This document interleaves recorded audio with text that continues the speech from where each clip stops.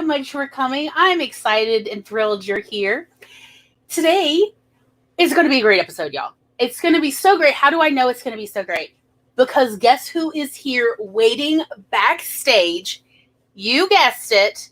The wonderful and amazing Barrett. Hi. And guess who else is here? Because we got several. The fantastic Carrie. Yay. And then, of course, the always fun, always a pleasure, always a sweetheart, Nia, the vixen of fiction. Oh my gosh. And of course, could it be a show for me without my best buddy, my technical producer, my rock, Tom. Tom is here. Hello. It's so lovely. Hashtag swoon. That beard is something else, isn't it? I know. Look, y'all, I do have a Louisville Slugger behind my door if I need to, keep certain people away from him who are not nice to him. You make my brother cry, you're going to know I'm not happy. I'm just saying that. I've always been that way, and I haven't stopped. So, and if you know the hairbrush story, then you know what I'm talking about. So, thank you all for being here. This is so super exciting. Would anyone like to get started with intros, or should I just go ahead and start asking how's your weather? I'm just saying. So we've got a tropical storm coming through right now, Claudette, and it is currently like when I looked an hour ago, it was 75 degrees here. Which, if you know how close I am to the sun, that's pretty impressive.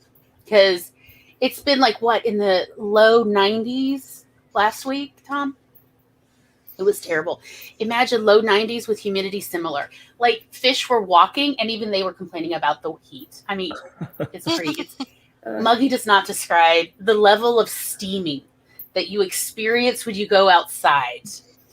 Even the cats are like, I'll just wait over here. Please, if you could put some food down, that'd be great. But if not, I don't even care anymore. That's how hot and muggy it normally is. So it's lovely, but also it was theatrically raining earlier this weekend. Like something out of a movie where you should be reading inside, you should be curled up, you should be cuddling with cats, people, whatever you want, dogs. So, how is everyone? Good. Living the dream. Mm-hmm. It was raining here too. Oh, that's nice. We need rain in the summer. I'm just saying. Yeah. But I was coming from downtown Cleveland, and it started to downpour, and I'm on the highway, and I went, what was I thinking? Everybody slowed down to 40 miles an hour because you couldn't see. Oh, wow. So you were having a real storm. Mm-hmm. Oh, wow. Yeah, we had torrential downpours yesterday, and then today it was super hot and sunny, so all the water has shriveled up. Oh, no. I was hoping that you guys would get a little bit more of the cooling backdraft that we get when the tropical storm comes through. What? No. We've caught a wild doll. Hello. Hi. Hi, doll. Good to see you. Good to see you. I'm so glad you're here. Would anyone like to start with intros? No? Yes? It's that game. Yeah. I will start calling on people if. All right, I'm just gonna do one super fast because I know you well. I know you well. Teacher hat for a minute, y'all. I'm so sorry. I've been here long enough. I know. Okay. Okay. Hi, my name is Nia, the Vixen of Fiction, here on YouTube and on Twitch. You can also follow me on Instagram. I am the aspiring writer of fantasy, historical fiction, sci-fi, and sometimes I like to mix a little bit of romance and mystery into those, a little bit of supernatural. You can follow me there. I do live streams on Wednesdays and Saturdays. And I have a new series, Back to Books, that I'm very excited about because reading feeds our souls. If we're writers and we don't have time to read, it just makes us sad. Okay, that's it. Thank you, Nia. Would any other brave souls like to go ahead? You do not have to do an intro. I'll go. I'll do one. Thank you, Barrett. Hi, my name is Barrett Laurie. You can find me over at my channel. I talk all about books and butt stuff. The books is all about reading and writing them. I'll talk about marketing for authors and YouTube growth, among other things. I also do live streams with authors, as well as I said, videos on the butt stuff, which is all about my experience with Crohn's disease. If any of that sounds interesting to you, head over to my channel and follow me on the journey. Thank you, That's all I have. Barrett. That's You're a welcome. lovely intro. Thank you. Doll, Carrie, how you doing? You up for an intro? Do it. Carrie? Yeah. Carrie's feeling brave. Let's do this, honey. Okay. Hi, I'm Carrie. I have a YouTube channel where I vlog sometimes and I do live streams while my toddler naps. I'm starting to try and build up my presence on Twitch. I'm pretty active on Instagram and Twitter. And yeah, I talk about my writing and juggling mom life and all of that. So Thank you, Carrie. Doll? Hi, totally I'm optional intro. Did you want I'm to here. start? Yeah, You want to do an intro? yeah, sure. Awesome. Okay, here you go, sweetie. Hi, everyone. I'm Del Cecile Bruno. I'm a partially blind writer, also known as the Ace from Space. I write primarily sci-fi, as you can tell by my brand. And I also work on short stories in different genres and a little bit of poetry. My channel is currently taking a break. Whenever I come back, I will come back stronger than ever. But if you want to check me out and hear all the updates in the here and now in real time, you can follow me on Instagram at @dalcecilbruno. And bye-bye. Thanks, Doll.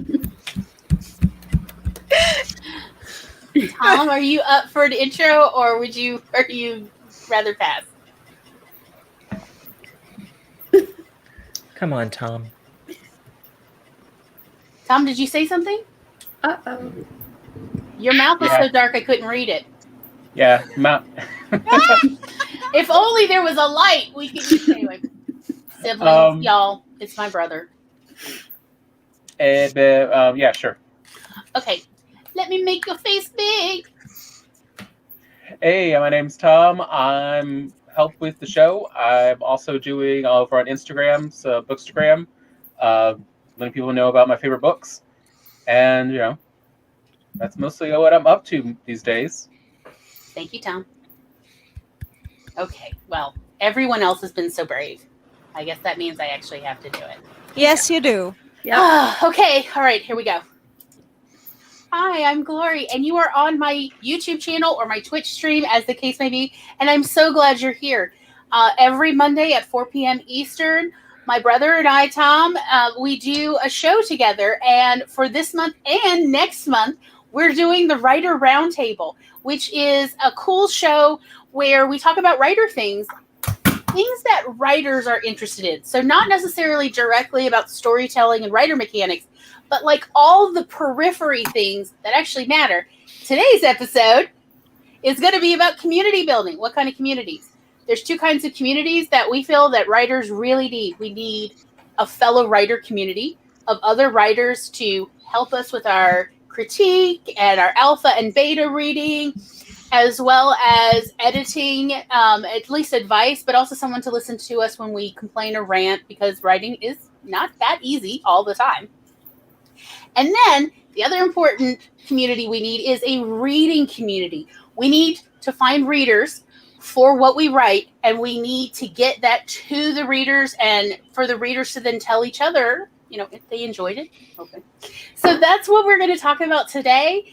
And we hope that you will stick around and have a wonderful time. Please feel free to let us know about everything you're thinking about in the chat, or if you're watching on the replay, in the comments below. We definitely want to hear all about what you're thinking. And we will be, by the way, doing a part 2 to this episode in July, because I seriously doubt we're going to get in everything we have to say in this one episode. So I hope you will stick around and have a wonderful time. Yep. So there, I'm totally taking myself out of the hot seat. Okay. And real quick, since this is the first show since last week, Glory finally made Twitch affiliate. Yes, I'm a Twitch affiliate. Twitch hired me to actually do the thing I've already been doing this whole time. It's great. Essentially. So, yes, it's exciting. It means I can do more emotes, and I can start doing all the fun, cool things. So I'm looking forward to it. Do I know what I'm doing? No, I do not. I hope you all understand that. Please feel free to air all your thoughts about what you think I may have forgotten or I need to do, because I have definitely probably not thought of doing it at all. So yeah, let me know. Real quick, in the chat, Carrie's here doing double duty. Hello, Carrie. Hello. And Jules is over here dropping by. Hello, sweetie. It is lovely to see you. And Regina is over here talking about the Great Troll War going on in YouTube right now. It's wild. Yes, very concerning. Yes, they were on YouTube. So hopefully we will be okay. I have modded a lot of people. A lot of people have the Wrench of Power. Please feel free to use it if you feel so. And also on Twitch, let me know if you need to be knighted, if I have accidentally overlooked you. It is truly accidental. Megan is here. Hello. It's like been so long since I've seen you. You know, like a solid 10 minutes. Mercurial Rider is here. Hello, sweetie. Hello. Barrett's over here doing the double duty, because I like to say double duty. All the good stuff. All the double duty. All the double duty. Tom is, of course, as the technical producer as well, trying to do double duty and running the chat. We're doing our best. CB is over here. Hello, darling. Chandra is here. Hello, hello. Devin is here for troll busting. Thank you, sweetie. I really appreciate that you've even thought of it. Everybody's come out to make sure the trolls don't get me, and like you just don't know how much I'm getting verklempt, but it's okay. I'm pushing through. But I am actually trying not to tear up. Regina is over here doing double duty in the Twitch. Thank you, sweetie. And then the chat jumped if you're playing the bingo game. Megan says 102 degrees and 1%. 1% humidity. That's dry. I don't think it's ever that dry here. I could not survive, honestly. Carrie's over here doing triple duty because she just likes to hear me say it, y'all. Hero Rider's doing double duty as well. You know what? I'm never going to get tired of saying it. You just know it, okay? Just get ready. Charlie is here. Hello, sweetie. And Allie is here. Hello, hello. Nettles is here. I have a newsletter, but it just goes to spam folders and no one was opening them, so I stopped. Oh, okay. I think we're discussing about some of the community building techniques that we will talk about, including newsletters. I have a newsletter and I abandoned it for a couple of months, even though I was very consistent, for the same reason. I felt like nobody cares. Mm-hmm. Yeah, exactly. Yes, everybody is cheering on it. Thank you. Y'all just don't understand that. For somebody who was like, I told Tom, I was like, I don't know if I can ever hold down a regular job again. It kind of feels a little bit like getting employed, but in a good way, because at least I'm doing the thing that I was already enjoying doing. So. Mm-hmm. Kind of the dream there. Thank you, Allie. Heather is here. Hello, sweetie. Let's see. A bear transpires. Nikki C. Oh, hello, Nikki. How are you? It's lovely to see you. Riding Violet is over here. With the Hi, Violet. Thank you. Yes, the wrenches are here and ready to play Whack-A-Troll, y'all. So, yes, awesome. I am the kind of person that, like, oh, you come like several times, you're getting modded. Like, seriously, I'm like, I feel like I can trust you. Here, whack the trolls. Let's all play that game. It's fine. Okay, I think I got everybody. Okay, because I just wanted to be sure we get the highs in, because I totally forgot last time, and I did not mean to. All right. Oh, it's finally cracked 80 degrees in Canada. I feel like she's bragging. Yeah, I feel like it's a bit of a flex, but frankly, it's a deserved flex because, I mean, there's no snow like Ontario snow, y'all. That's true. Your guys' winter, you know. Awful. Yeah. Except maybe Alberta snow. Oh, yeah. Anyway, I've heard stories. I have never felt the need to go. We will let Laura flex right now. Yes, it is a deserved flex. Yeah, but it is kind of interesting that our temperature here in South Mississippi is very similar to her temperature in South Canada. You know, a country that's weird. Yeah. Yes. Everybody, with the compliments. It is something called global warming, y'all. It is weather weirding. Absolutely. I 100% agree. Yeah, we usually have a decent winter, and I think we only had 3, maybe 4 days that dropped below freezing this past winter, that's not usual. Mm-hmm. I'm like, And then it snowed in March, so it was like, really? No winter, and then it snows in March. So just weird. That weather. happens. That happens to me happened in Budapest a few years ago. The winter was just a joke, and then overnight the Danube just froze over. I was like, what is happening? what? Wow. There were a couple of days that my husband had to take me to like an appointment or take me to work because when it snows really bad, people forget how to drive, and then that cranks up my anxiety. So I'm like, honey, he's like, you gotta learn how to. No, I don't want to. I don't want to learn how to drive in the snow. I mean, I know. I just get. Yeah. Can't CD, handle it. I'm gonna be calling some troll busters on Wednesday. I don't like trolls. It's making me nervous. Yeah. We will do our best for our community. Okay, Mercurial riders get the same storm. It was in the 90s yesterday. It's 74 degrees, but super high humidity. It is miserable outside. Yeah. Mm-hmm.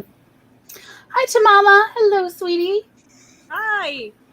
Charlie says it's in 68 and low humidity. What? Okay. Sounds amazing. Sounds Wow. BC says we're about to get some storms here in Tennessee too. Yup. Yeah, everything. Look, I'm in Mississippi. I'm in South Mississippi. So if you are east of me, whatever I've got is coming your way. That's why I like to hear from everybody, particularly people in the West, of like, what am I about to get? Let me know. Someone says, I just got in from working in the garden and I'm so disgusting and it's so hot and sunny right now. Yes. Yes, the swampiness. It is real. Yes, absolutely. Okay, so community building. Yeah. Are we ready for the hot takes? Does anybody have any hot takes? I know Tom sure. Because that's why we set up a Bookstagram account for him called Tom's Hot Takes. Tom always has. I have a couple hot takes too. Okay, Barry. Who wants to go first? Barry, why don't you go first? Oh God! Unless you do you not want to? You want to hear Tom's first? Well, no, I want to hear Tom's. I don't want to hijack your channel. Go ahead. No, that's not hijacking. It's more like I feel like Tom's takes where he's like, "Oh no, I'm taking everybody to the library." So it's like, do you want to get started? Not that we're trying to bash anybody, but like it's more like in a general sense of like the things that we see that we're like, "Hey, we could do better." It's true. No, right. Guess who's actually like? Okay, 62. Is that hot for Scotland? It kind of is. Probably. Like that's like the dream. They're like it's here. For Scottish standards, it is. Yeah. Yes, understandable. Okay. Who would like to go first? Go ahead, Tom. I don't want to steal your thunder. You go first. All right, Tom. Okay, so it's the Kraken. Community community building. It's what I always notice is there seems to be a lot of confusion about what is your community when you're a creative, and it's partly why we want to talk about this is there is a very separate community between your peers and your readers / patrons, wherever you want to call them. And you really don't want to confuse those two. You know, for writers, those alpha and beta readers are your peers. Those are not your main reader community. They may, go in between. Some of your beta readers may also be part of your readers, but they are, there to give you real feedback. They're there to help you grow as a writer, to make a better product. And you want to cultivate them differently than you want to cultivate a group of people who love and just enjoy what you produce. Because you want to communicate with them far more regularly. You want to hear their ideas and understand them, and also understand where they're coming from. And so what type of ideas they're representing.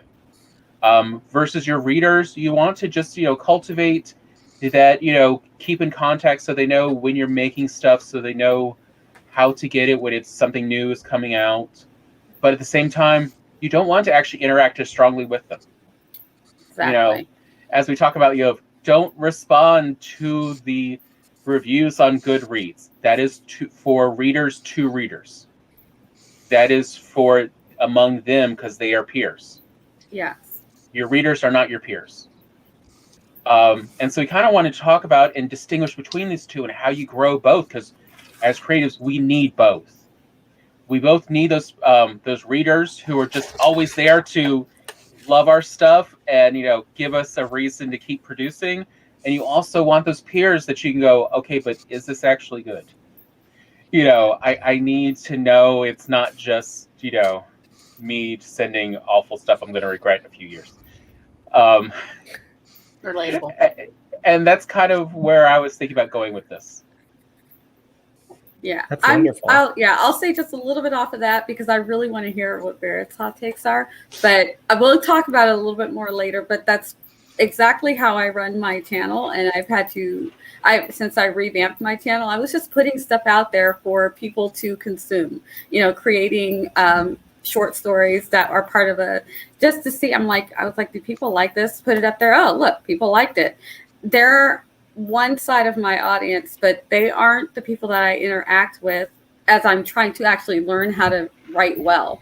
They're the people who, once I revamp everything, the stories, and put it all together, they'll be the people who hopefully will want to go and either buy the stories or subscribe to wherever I'm putting the stories at and get them there.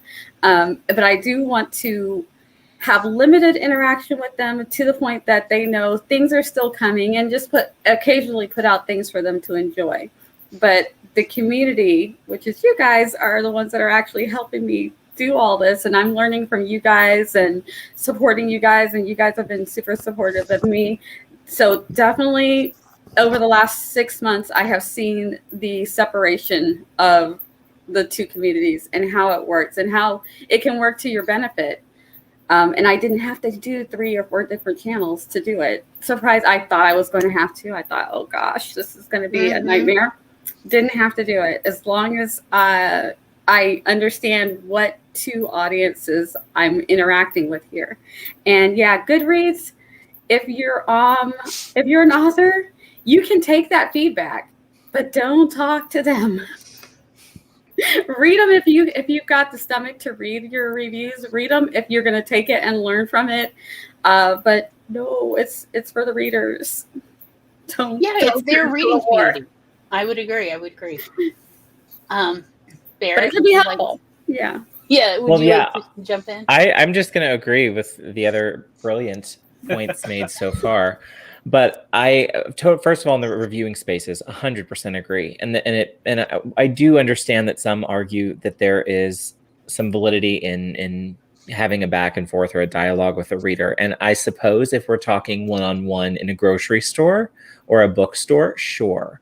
But if you're talking about an online space where you as the author, I don't care if you've sold 100 books or 100,000 books, you have a larger platform, just being the author in that power dynamic, that it isn't fair to respond to a reviewer who could be just a single person who decided to review your book because they decided to, and going toe to toe with some author wasn't really like in their Goodreads terms disclosure checkbox they clicked. So, oh gosh, I'm glad that some of the less than stellar reviews I've left on Goodreads, I haven't left that many like that, but there were probably 2 or 3 that I can only imagine how chilling it would have been for me if, like, that writer, number 1, was alive, but and number 2 was like, here's what I think, or if their estate was like, here's what we think of your review, and I'm like, I was just trying to tell other readers, like, hey, be careful, but also I felt like the editing was less than great. Yeah, that sort of thing. And I think what's great about having this discussion about community building that dovetails with the point about authors not getting in reader spaces. I do think authors have a responsibility with their community of readers. So the author I'll call out on this one if I'm spilling a little tea. Many, many moons ago, I had a Goodreads account and I reviewed a book for the one and only Sarah Janet. And I will never again do such a thing because I didn't like the book and I had tons, speaking of trolls, I had tons of like Mm.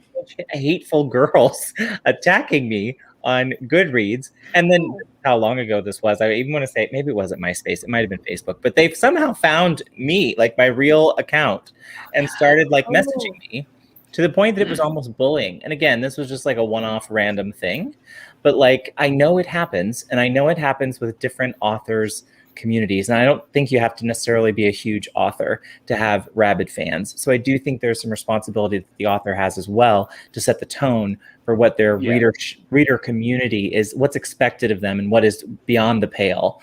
For an author who can say, you can, disagree with what they thought of my book, but you're not going to name call, and you're not going to bully, and you're not going to dox someone, for example. Yeah. So I think those are important things. And then the last thing I'd say on community building, I just remind people, and I think you guys have people on your show all the time.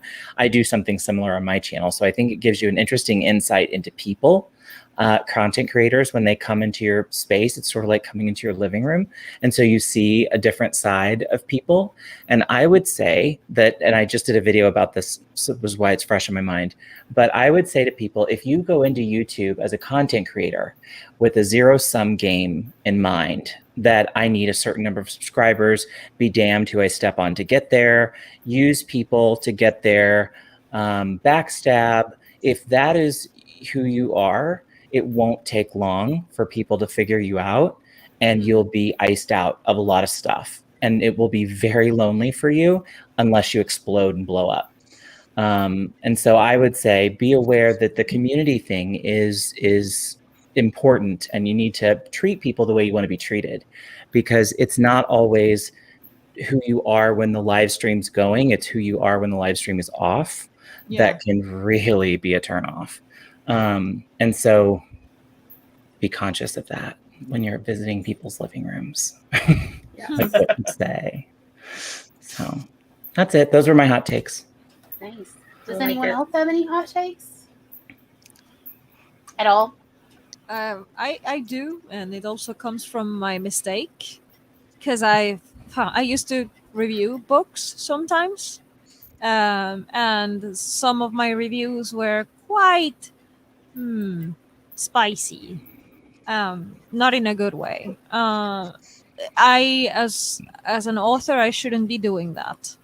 I shouldn't. As a reader, sure, everybody does. But then again, I am not just a reader. I am also an aspiring, traditionally published author. So I stopped. If I don't like a book, I simply don't say anything at all. Like at all. Like if I didn't say anything about your book, could be two things. One, I haven't read it yet or haven't finished it yet because of whatever reason. And two, I didn't like it. So like people can just assume this is who I am. But if I'm going to talk about a book, I will prefer to keep it positive from now on and like forward on, because I feel like it's a responsibility, and I don't want to make that same mistake again. I already did it. It wasn't pleasant for myself. You would think it's fun. You would think it's like, oh wow, she's giving a rant and she's like having the time of her life. Not really. It feels quite bad actually. So like some people might think it's might rant review books, especially like big author to books, for fun, and maybe it's fun for them, but for me it was kind of, I shouldn't have done that. And it wasn't even a big author to it. It was a small author that everybody was like raving about the book. So I read it. And when I read it, my goodness. And I made the mistake of making a very vocal, flaming review. And I just don't want to repeat the same mistake again. What I'm trying to say with this is, sure, we all make that mistake. We all see other people doing it. And we think it's okay. And we think it's like, cool, everyone is a reader. Things change when you're an author as well. So just keep that in mind, that it is different if you're both. Yes. I think Alexa Dawn touched on this on one of her videos. She's very careful about, because she's you can't tell sometimes, is she a booktuber or an author tuber, but she's a published author, traditionally published author. So she's cautious about when she does say something about a book, and if she has something negative to say, she feels like it's for a reason and not just to. And I think because she's one of the first booktube, author-tuber kind of people that I started watching, I think I've always taken that approach. I will not, especially if it's a smaller author-tuber, I'm not going to go on and criticize their book. If I read their book and I enjoy it, I will say that I liked it. If I don't like it, I won't say anything. Because it's already so hard, I feel like. And this is just me, and everybody doesn't have to be like that, but I feel like when you're on your own, you're not even traditionally published. And I don't even like to bash traditionally published books. There's a couple that I'm like, oh, I don't like it, but I won't really get into the nitty gritty. I was just like, yeah, one for me. And that's a traditionally published book. But with the AuthorTube, with the self-published, I'm just like, if I don't like it, I'm just not going to say anything. And if I enjoy it, I'm going to say I enjoyed it. And you can tell my level of I really liked it to I enjoyed it to it was good. You know, I have levels, and that's what I'm going to keep it at, because you're self-publishing. It's so hard. It's really hard. And if you're a small author tuber, it's so hard. You don't need someone out there, trashing your work. Oh my gosh. Yeah. And you can get popular like that. There are some channels that really get popular doing that. Year of the Author is blowing up right now, doing that very thing. But I still think it's going to come back to bite them, because I think they want to be an author. And if you're just a booktuber, if you're just a booktuber, fine. Exactly. But if you're going to be a writer, you better be good. If you're trashing other people's stuff, you're just setting and not up just the other bar people's. I mean, hard. everybody. Like, she's going after. She's getting every author tuber's book, and I will admit I may or may not subscribe to that and watch that. But it's entertaining. I'm not gonna look. It's entertaining. Sometimes it's horrible, and it does not build community, and we are not hearing about that. Right. But I may subscribe to that channel. So if you check the subscriptions, I may be subscribed. For research purposes. For research Totally. purposes. Oh, for academic reasons. Academia. Exactly. I mean, there have been some that I have enjoyed. I'm not, but it's like, it depends on how they're doing it. There are some that are just, they're so entertaining when they do it. And you know that they love books. You know what I mean? So it doesn't feel like they're just out to get someone or just out to hurt their profits. That's the thing. You know what I'm saying? That's the thing. I mean, I have talked to her off camera. I have talked to her normally, like whatever, like a person, not just Year of the Author. You know who she is? Yeah, okay. Sure. I talked to her. Cool. Okay. I mean, I have talked to her like off camera, like not just like the character persona that she puts up for her reviews, just like normally. But I have brought up that same point because, hey, Kat, if you're watching this, I have told you this already. It's tricky when you're an author. It is tricky. I mean, that would be my worry, because I get a kick out of the content. I do, and oftentimes we agree. Listen, her Cyborg Tinker review, spot on. So and you cannot like a book and still love the booktube author tuber. Right. 150 million%. Yes, that is absolutely true. I mean, I'll say like they're among the like 2 or 3 less than 3-star reviews I've given on Goodreads. I think one of them was for science fiction, and if that author, which thank God they were dead. But like I called out the sexism, and was like, look, even in the 50s, I don't think the sexism was this bad. It was the comment I made. Now I can imagine if that author, let's say maybe they weren't dead, or their estate was like, I think you're being unfair. Da da da. Frankly, back then at that point that I made that review, I would have felt crushed. And it frankly would have colored my love of that genre, at least for a while. Right. And I hope that's not what any author wants, is that a reader feels like, that they don't feel comfortable reading that genre for years. Based on, this uneven power dynamic. I wanna touch upon this point. I have seen reviews where the reader has like gone after the writer and made a lot of negative comments in Goodreads about the writer's lifestyle or what they know about them personally. And it's like, I have just frankly, like, I've honestly downvoted a bunch of reviews I've read like that, of like, look, I didn't come here for you to come for the writer. If you're informing us of their problematic past, that's okay, that's fine. But if you're just literally calling them out like this is junior high, I'm not here for that as a reader. Me And neither. have downvoted other reader reviews where I felt like I don't know that this is true, or else they know things I don't know about, and I feel like they're actually bringing in some beef from junior high. Right. So I did not appreciate that as a reader either. I think most readers don't appreciate those kind of very personal attack reviews. Mhm. I don't think most writers need to worry about if somebody gives them a bad review in that sense of like where it's very personal. I mean, like, I don't think it happens that often, but I do think it does occasionally happen. I've heard about it. And so I think most readers have the sense of like, that just sounds like they actually know each other. And while I may be personally fascinated, it's not going to affect whether I read this person. Maybe I might read them more, Yeah. because Yeah. I'm curious to hear the other side. But What- I think that power dynamic needs to be mindful for the writers about Right. when we do respond to reviews. We are in a place of power. Even if it doesn't feel like we're powerful, we are in that place of power. It feels like we could still be attacked, but we have a bigger platform. And we have an authoritative platform because other readers are going to go, yeah, but, they wrote it. They would know, they're going to say that. I've heard that so many times as a librarian of like, well, I didn't like it, but, I figured the writer must because they wrote it. And I'm like, you'd be surprised. But, but nevertheless, that is literally my only hot take about this is if any of those sci-fi writers had attacked me back when I was a teenager and some of them were still alive and I was like, I'm so tired of the same old robotic stuff, why couldn't we have gone to space more? I mean, like, look, I had some dumb reviews as a teenager.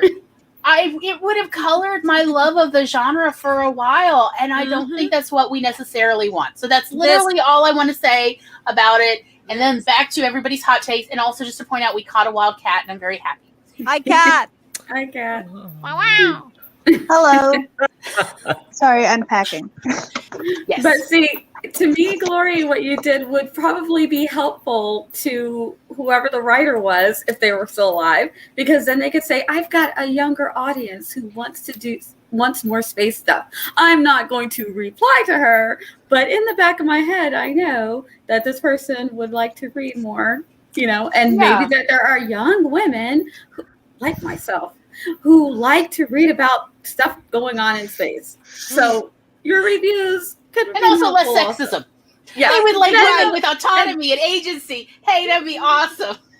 Look, I've had steps. this problem. I have had this problem with that was the reason why I make the mistakes I made. I was colored by my disability activism, and this is coloring my perception of a certain genre. And now I shy away from reading in that genre because I just don't want to find the same trope again and again and again and again and again, and just get like very disappointed and even threatening my mental health. I'm talking about fantasy. You know what I'm talking about. If you know me by any stretch, you know that I'm talking about the blind monster trope that has to die at some point in a book. This has colored the 2 times I did spicy review, because it was 2 times counted. One was for a small indie author, the other was for a traditionally published author. Both I was the doll that you don't want to see.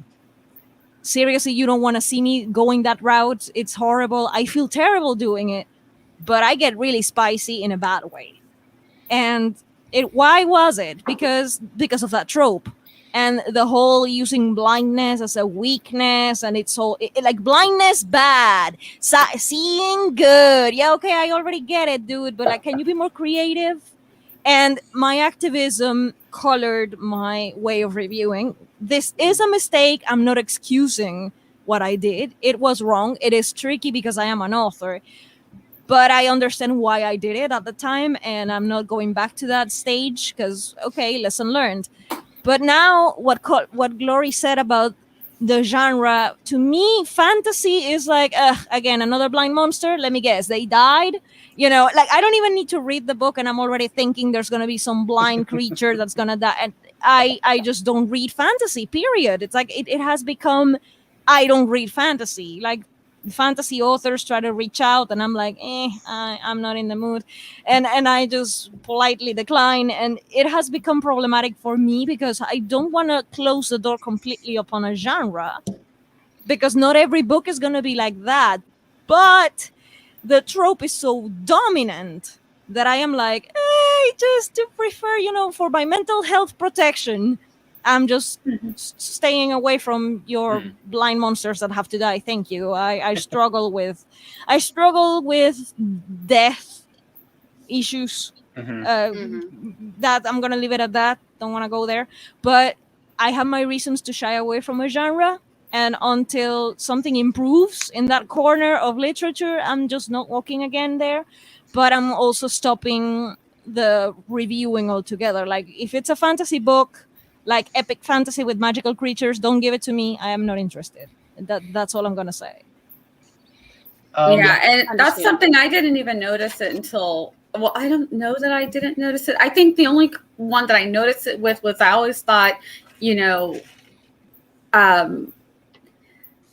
I guess I didn't really notice. You were mentioning before at one time, like the Percy Jackson and something. I'm like, yeah, you know what? It's always the either blind or somehow visually impaired creature that's always dying. I'm like, that's true. That happens quite a bit with the mythological fantasy, particularly. You will not notice it because you don't have that disability yourself. Exactly. But there is a lot of othering in a lot of fantasy stories. Of if you're not the human ideal, then you're other, and obviously you hate the rest of the world because our lives are so much better. We know you want it and would take it over if you could, kind of. Yes. Weird trope view versus. I prefer to shy away from all that. Yeah, versus what we've really found is anyone who is, differently abled, let's be honest.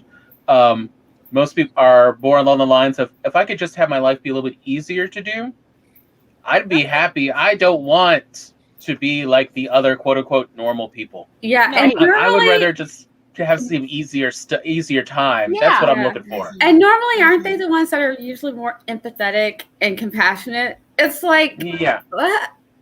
Well, it's just like I follow a couple people on Instagram who are differently limbed for different reasons. And they all kept mentioning recently Luca. And I was like, all right, what's going on? So then I saw that one of the main characters that comes in Luca is a guy who was born without one arm, actually. He didn't have some traumatic or anything. He simply was born, without an arm. And I was realizing I actually really like watching characters like this, who are differently abled, because I want to see how they're doing it. What tricks have they come up with to do, their day-to-day tasks? Because it's like, is this more efficient or are they just more skilled than me? Yeah, like the character Luca, he's a fisherman. He goes and fishes. He's doing everything. I mean, like, he is, and also he is incredibly strong and burly. Meow. I'm saying, and I love his cat so much. I want the cat so bad. The cat looks like a little old man with a mustache. I'm so here for this. And the cat goes fishing with him, y'all. Goes fishing. Okay. That makes me happy. I can be cool about this. But anyhow, it was so lovely to see, like, essentially a more diverse kind of group of villagers in the movie. It was really nice because that does reflect more of our own personal experiences in life, especially as kids. It really does. The world is not cookie cutter. Right. There's people of all sorts of bodies, of all sorts of colors, of all sorts of experiences and backgrounds, and, from all over the world. I mean, Mississippi can't be the only place that's this diverse. Like, surely people, like, stir up elsewhere, not just in our state. That's odd, but okay, come here. We'll help you right. This is part of the lesson in building my community, because when I go activist mode, I go harsh, and I go hard, and like it's really difficult to try to win that debate over me. Because I'm blind, I will notice it. I will call it out, and you will try to, but, and I will come like, no, but nothing. It's like this, and that, and that's for that reason, and that reason, and that reason, and that reason, and I basically become a Hermione, and you cannot beat me. So it is difficult for community building because I come across in a way that I'm not really like that.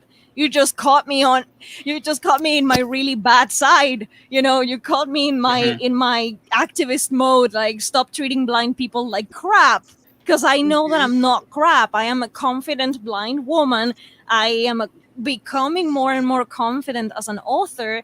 And the moment you try to tear that down, I'm just going to come for you. And you caught me on that side of me, and that is not who I am in the majority of the time. Right. I get the same way, Del, about body shaming. Right. Yeah. It's just, and it is horrible the way that people are body shamed like that. I am 100% with you, but the thing is moderating our tone, our behavior, the way that we approach things, the way that we communicate whatever it is that we think, our opinions, our constructive criticism or outright activism, whatever it is. There's a way and there's a way, and we have to, this is what I try to work on all the time, is like, yes, I am very vocal about this because I think it's important, but I'm not going to go after an author writing that stuff anymore because it just doesn't. I don't care if it's as big as Riordan. I don't care if it's as small as the newest indie author in the fantasy genre. I'm not going to. I mean, I can talk about it on a stream like I'm doing now, but I'm not going to go to Goodreads and leave a review that is the size of the whole Goodreads itself to be vocal about my activism. It's just not going to work. And that is not what I want to communicate anymore. So it has been a process of learning. So the people who join my community, wherever they join from, don't get the wrong impression, because first impression is very important. So I'm like, you gotta make sure that whoever stumbles upon your content understands what you're really about, and instead of just cutting you with the wrong when you woke up with the wrong food that day, Mm-hmm. Yeah, right, and yeah. Oh, go ahead, Tom. I think we're getting close to about a point where we probably do need to take a break. Yep, it's about time. If everybody is ready to go get snacks. Or water. Water? Yes, definitely some water. Maybe a bio break, for bio things. At the very least, pet a furry wall or animal. Throwing that out there. I'm just throwing that out there. Just saying. And then we'll be back here in 10 minutes. And we will see you all, very soon. Okay, and I'm going to play the little interstitial video Tom made because I like it, and then we will go to break. Woo! Awesome.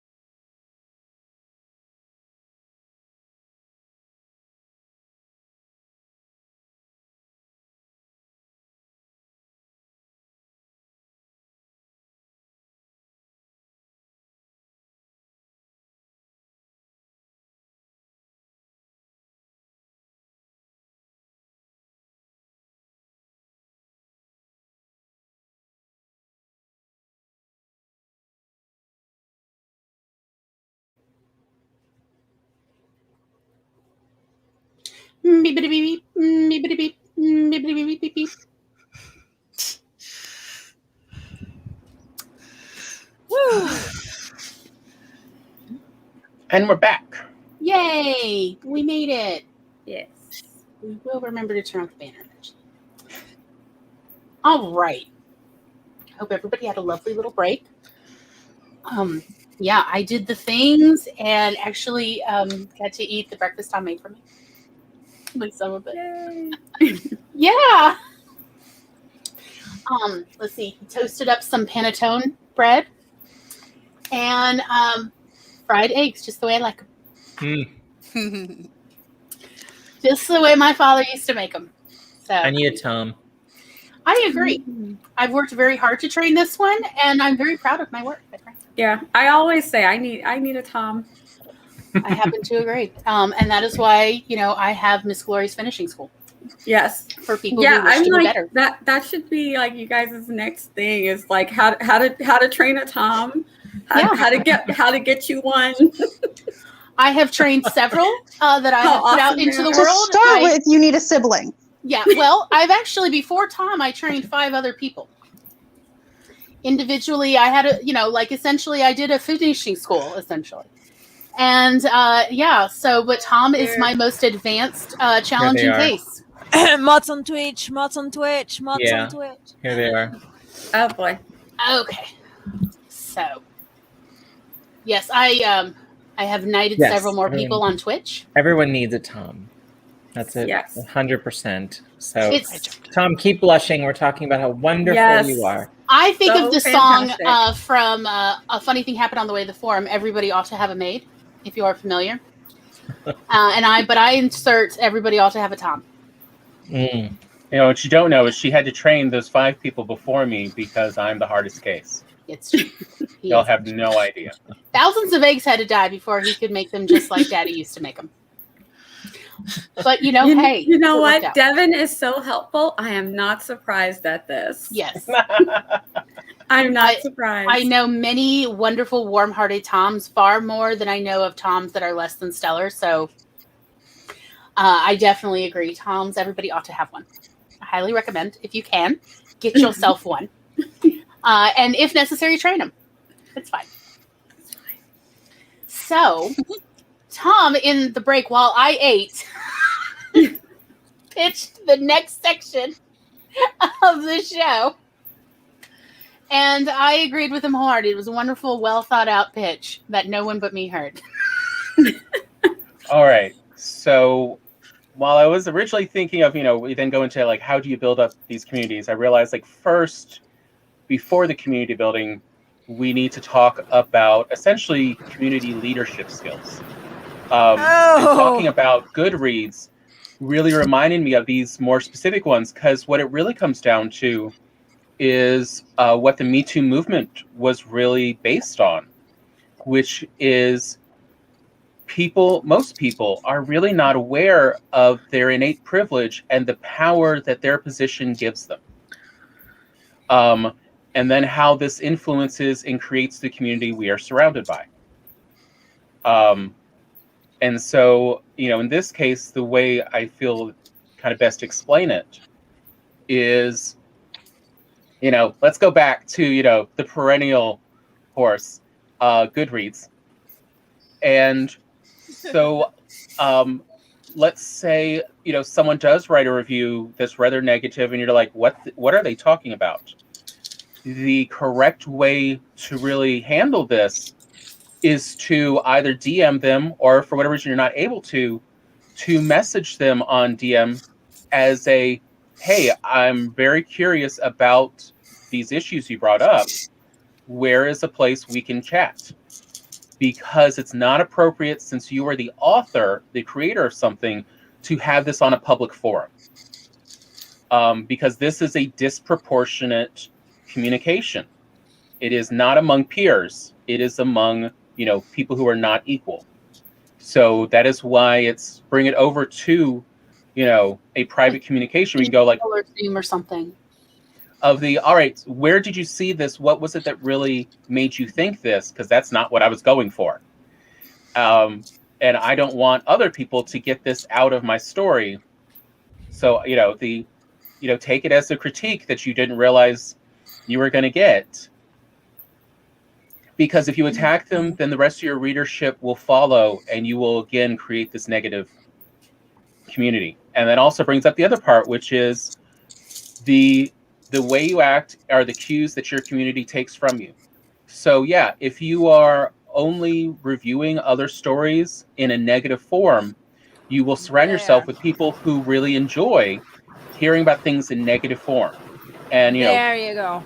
and as Absolutely. fascists have proven, it is far easier to get a community built up around negative thoughts. That part's true, but it's also easier to then lose them, and you're only ever going to get negativity out of them. Mhm. And that's the problem. And extend that to content creators. So a Yeah. very popular thing, especially on BookTube, and it's somewhat popular on AuthorTube, is the like harsh advice or like tough take on a book. And again, Year of the Author is proving it, and Dahl has a relationship with them, but that's a persona, that's a choice they've made, and it's working for them. Being negative It works. People click on it. They want to watch it. I don't know who those people are. It is definitely not me. But for the people that get into the smut like that, I mean, y'all have made me very curious about that. What is it, Cyborg review? Yeah. Cyborg Y'all have Cheaper. made me very curious about it. It is so accurate. No, look. Because I only know about them at all because somebody sent me a link one time and was like, and so Tom and I literally sat together, like with my phone playing the video, since there's no visuals, and we just listened and looked at each other, and like the whole 20 minutes of one of the videos, which was one of those like top 5 things not to do on AuthorTube or something to that effect. Yeah, that's the only reason I know they exist. Yeah. But so I'm actually not really that aware of the rest of their content. Yeah. The Cyborg Thinker is the only AuthorTuber book release that has made me gone off of AuthorTube because I have to impulse control myself. It's just I am the sci-fi girl, one of them, because Glory, you are another one. But sci-fi is my love and my darling, and then that book happened, and I have been a salty commenter under all the. Are you saying that this book radicalized you a bit? Oh yeah, like as a genre reader, it radicalized me. It's steampunk. Allegedly. It isn't. I'm sorry. No. Yeah. And again, I don't. Like, it's not to like get started an argument. It's totally fine. Yeah, I it's can't just go down I'm like, okay. I cannot go down this rabbit hole, but I will tell you, if you watch the video, Year of the Author video, I'm not kidding you. I bought a physical copy of the Cyborg Brick, and I had it to read, and I attempted it a couple of times, three times, and I listened to the video of the review. And there were points where I was in the bath and I kept laughing and like laughing, crying, snorting. And my husband came to the door of the bathroom and was like, "Are you okay?" And I said, "I've never been more heard. Like, this person doesn't know me. I don't know her, but like she gets me and my struggle with this book." Right. Yes. Okay. That I have been a salty commenter. I am in the comments. I own it. I talk to this girl. She's entertaining, and I wanted to get to know her outside of that persona, precisely because we are all human beings here. Well, I'm an alien, but I'm humanizing myself over here. I can pass as a human. I want to get to know what's behind that choice, and also if she wants to be a published author, I would like to tell her kindly that what she's doing is a bit tricky. Maybe nobody told her, and that kind of thing. I just want to try to be like a peace mediator here, kind of. Sure. That's one of the things I try to do. I try to make peace between fighting sides. Unless it's about blind monsters, then I'm gonna be on the. And yeah, Doll's like, I am not here to to make peace. To bridge this gap. Yeah. Where are my laser beams? Where are my nanobots? I mean, and I will admit, I have done book reviews as a reader on Goodreads where I said I enjoyed this book primarily, but there was this one part, and I found it kind of cringy. And I think you should know that, you know, and like literally saying that in the review of like it. I just think that any other reader should know that this part and this subject matter is a little cringy. So be prepared if you read it. This is what you're going to get, because I still haven't been able to shake it off. Again, not trying to cultivate negative, you know, lovers' response, but just I do think it is important as a reader to warn other readers if there is a triggering or cringy section or subject matter or character. But I mean, like, to me, I would want the writer to at least read that and go, oh, noted. I need to do or try to be better in the next thing I write, that there's not that kind of cringe, at least. That's what I should I'm become. blind to. Yes. That's what I should become. Yeah, there's a couple things I want to touch on. One of them, when you decide that negativity is the way that you're going to go, you need to be very careful, because I have seen this, particularly on BookTube, bite people in the butt, because you're going to have the wrong take on something that people love, and they are going to come for you and not understand why are you attacking this thing that we do in the community and telling us that it's terrible and we shouldn't be doing it, when it's part of how we have, you know, it's brought us together more as a community. And I don't want to say what it is, because then I don't want people being like, oh, they thought that was bad. They thought it was bad, and they gave a wrong hot take about it. And they ended up having to take the video down because they got so much negativity on their bad hot take. And one of the guest was a bigger booktuber than the one who actually had the show.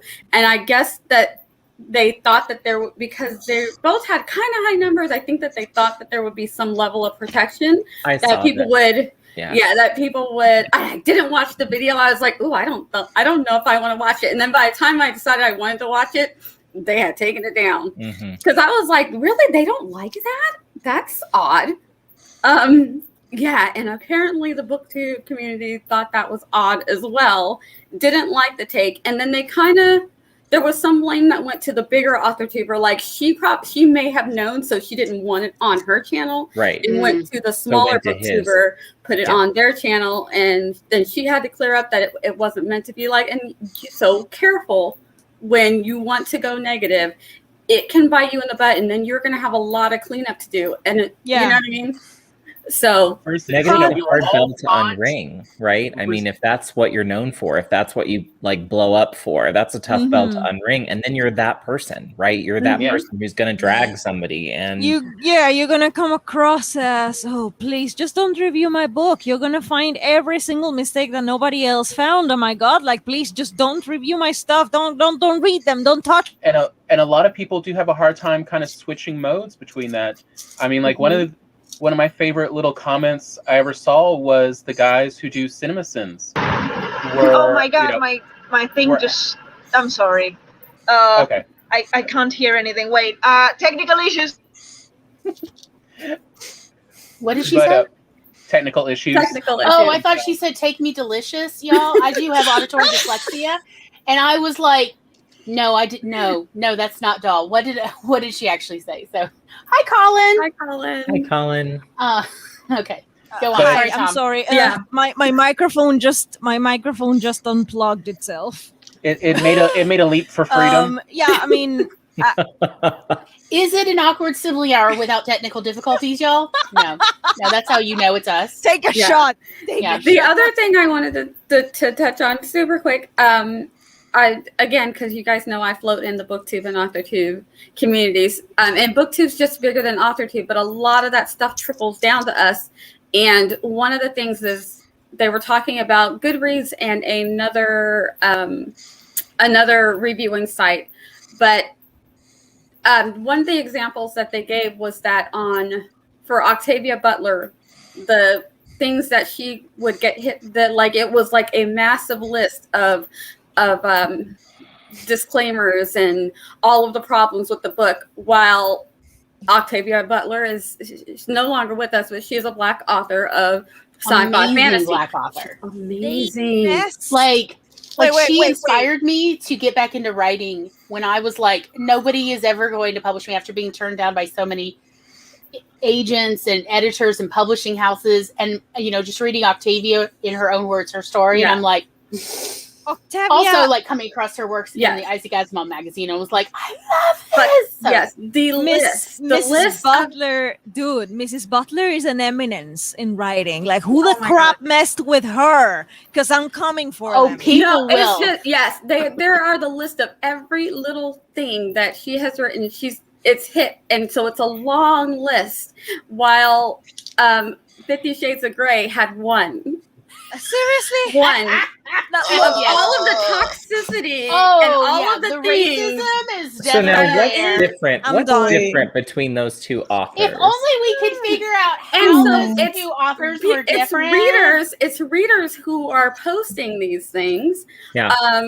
So sometimes there needs to be a way for, if it's not the author, of course, with Octavia Butler, it's not going to be her. But for someone to come in and say they are harsh, they are, you know, more targeting people of color, and that's literally what the video, what this live stream was about that I watched. But how people of color and people of certain marginalized groups are getting hit harder with all of these tags than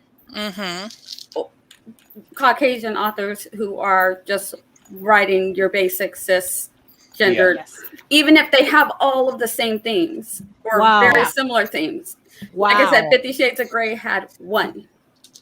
And you can, just in my head, I can think of a dozen. Whoever, I mean, a dozen, and I didn't finish the book. I couldn't get through the first 20 pages. I can think of a dozen. I will never read it. It's a list. It's a list for Octavia, for one versus of Octavia Butler. Like, it's just like, wow. If you come for Octavia Butler, you have to come for Ray Bradbury first. That's just what. Yeah. Anyway. So there were authors who were on Twitch that were saying that these things happen. They're really getting hit harder. And so there's a time when an author needs to find a platform where they can call this to attention. But who do we bring this to?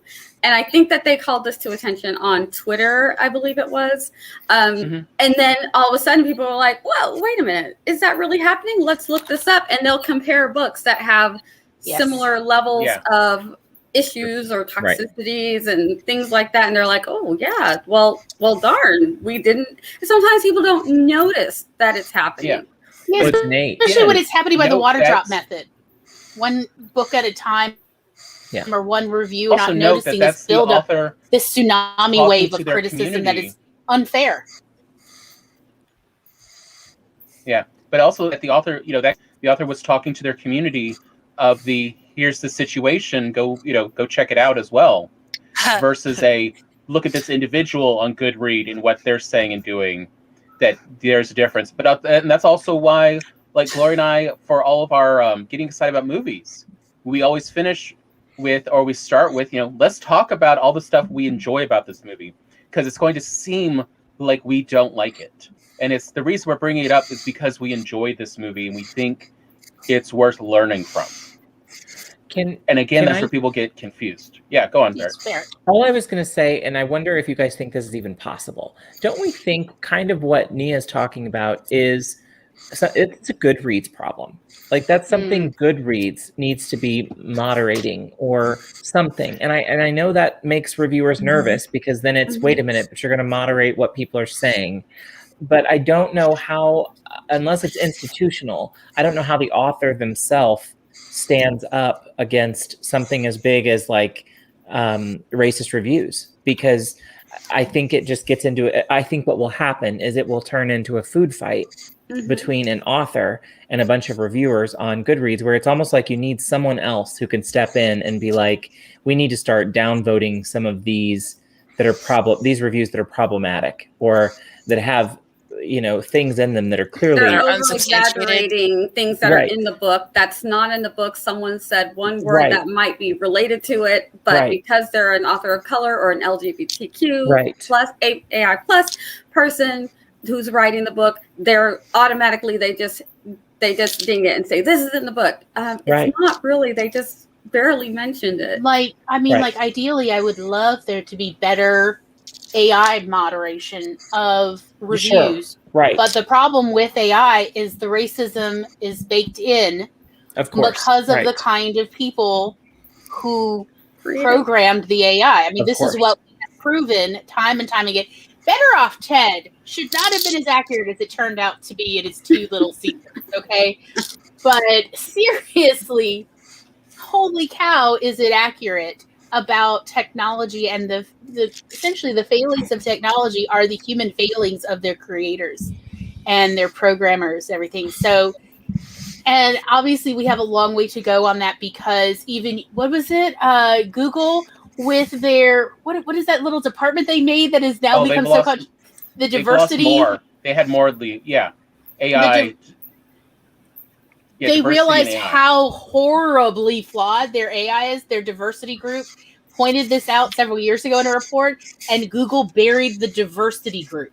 And buried so everyone them, has been discredited them, fired them as soon as they could. Like, and this is oh no, the new ones that they hired have now since quit. Yeah, it is because genuinely it's horrible. Google's main AI that they're marketing and selling as a product. We live in, man. So, I mean, ideally, yes, I would absolutely love to be able to, use AI to simply mod people's reviews, where they could simply get a note of, hi, the AI has reviewed your review, and it seems like there may be some inherent flaws in here. Would you like to review your review and address it? Yes, Barrett, go on. Laura Nettles' comment, 150%, nothing annoys me more. I don't understand people who go and post reviews for later books in a series when they haven't read the first ones first and leave a bad review because they were lost. What the heck? I agree. Yeah, I agree. Insane. I didn't get it. Reading in order. I didn't get the world. Well, they didn't do adequate world building. Like number their books too. Like I know. If you're gonna jump in at book 5. So I was hearing, if you had met my library patrons, you would not question this. You would be like, oh, of course they read it out of order and then found fault with the writer rather than themselves. Yes, of course. Like the writer didn't spend the whole first half of book 3 explaining everything that happened in book 1 and 2. What? Exactly. Come on. Really? Glory. I was recently driving around listening to someone's writing sprints talking about how their love of Shadow and Bone, and that you need that first book to establish the world, or you just don't get any of the offshoots anywhere, and none of it will make sense. Y'all. I don't know. I mean, y'all. Read in order. That's why they are numbered. Logic. But I actually started books in the middle of a series because the books were not numbered. I have read books that I didn't know were a series at all. And I thought I was reading book 1. Played catch up a bunch. But on the other hand, because the internet existed at that point, I was able to go look online and find out, oh, it's a series, because Goodreads actually was very helpful in that respect. Mm-hmm.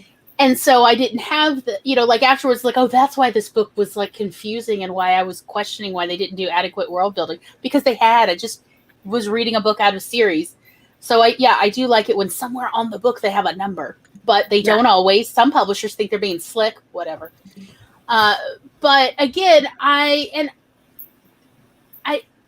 people just make mistakes. These are reviews. These are readers who are just trying to get an escape, Yeah.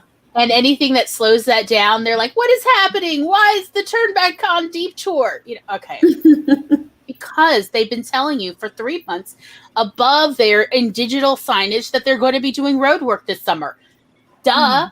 But still, they're going to complain. People are going to complain. This is just how humans are. And we're just going to take it with a grain of salt. And instead, we're going to build our reading community somewhere, not directly on Goodreads. A lot of for people, the sake of our little hearts. A lot of people recommend to go to Goodreads if you're a new author. I disagree. It prompted me to make mistakes, and I don't want to go there again. And I would say have a place on Instagram, have a place on Twitter, have a place in social media for your readers to find you. Which is one of the good things.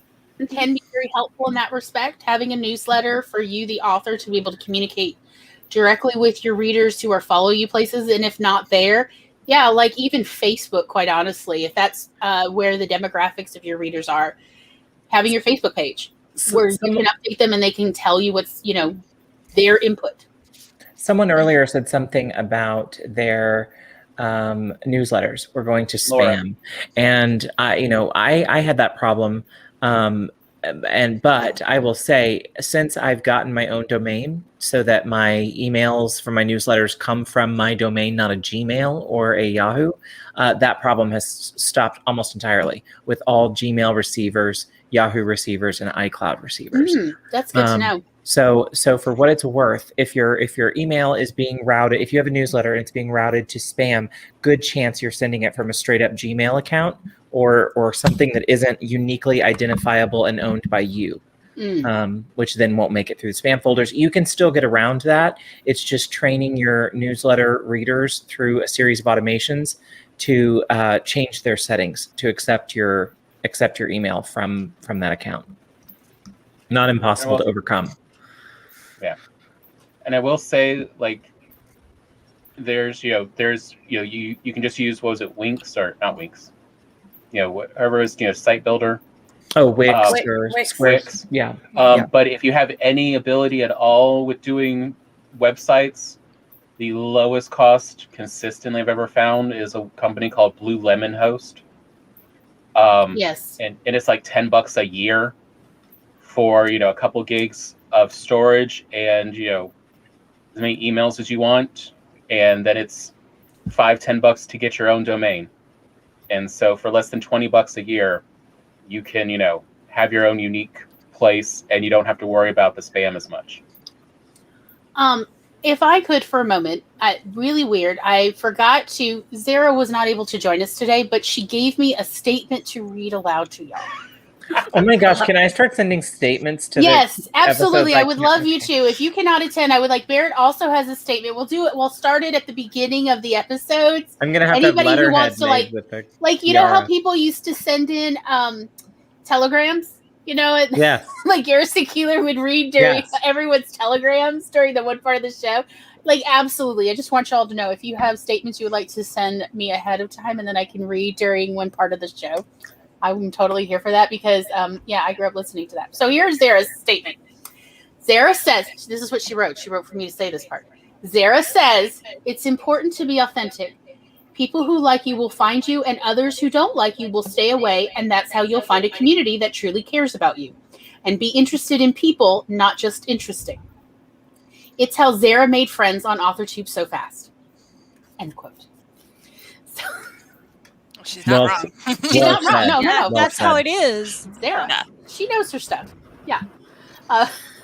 And don't have one persona on one platform and then another persona on like Twitter, and like, it's okay if you want to keep your personal life on a separate page or something. Like I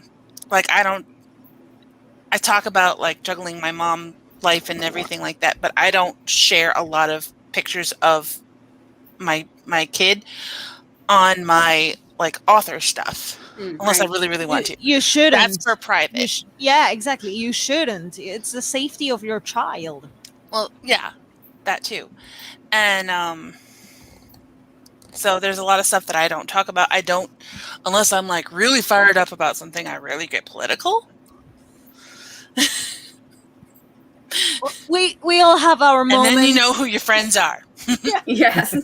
We all have our moments. I think the very odd thing of the late 20th century, early 21st century is people saying some things are political when they're just human rights.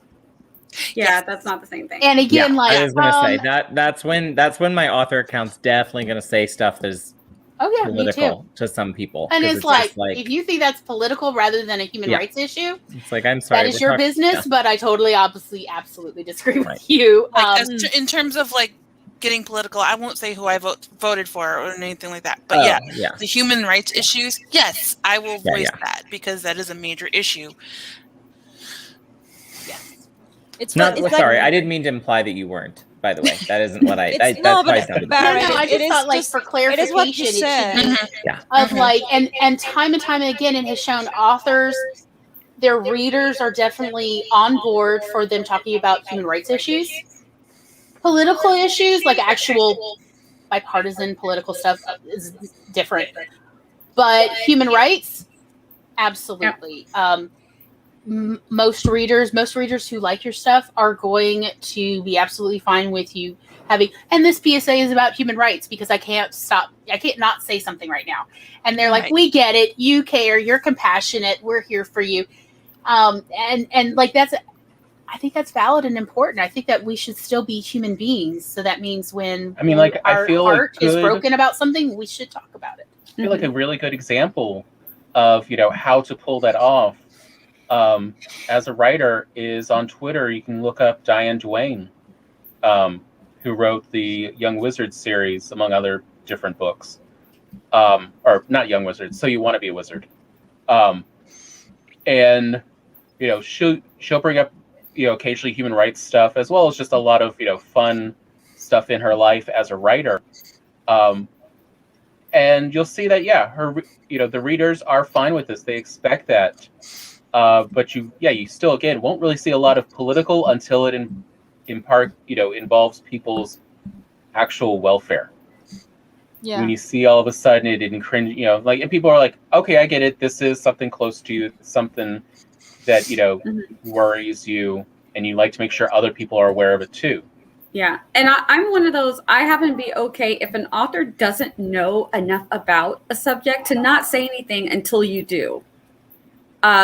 Because you don't want to just open your mouth and say the first thing and then be like, ooh, I was way on the wrong side of that, or I could have just kept my mouth shut, or could have just remained neutral.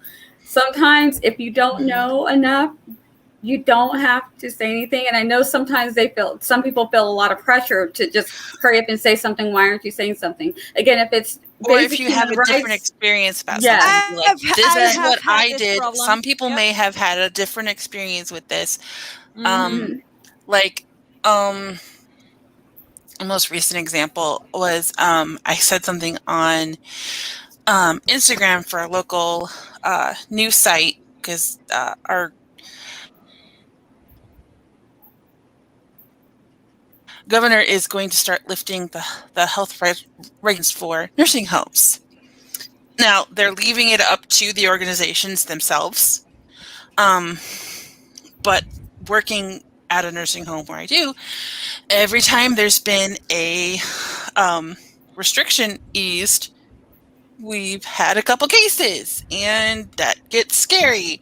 Yeah. So I made a comment about that, and somebody ran on a tirade about lack of PPE, and I go, okay, I get that is a major issue. Yes, I'm just talking about what I've seen in my workplace is also an issue.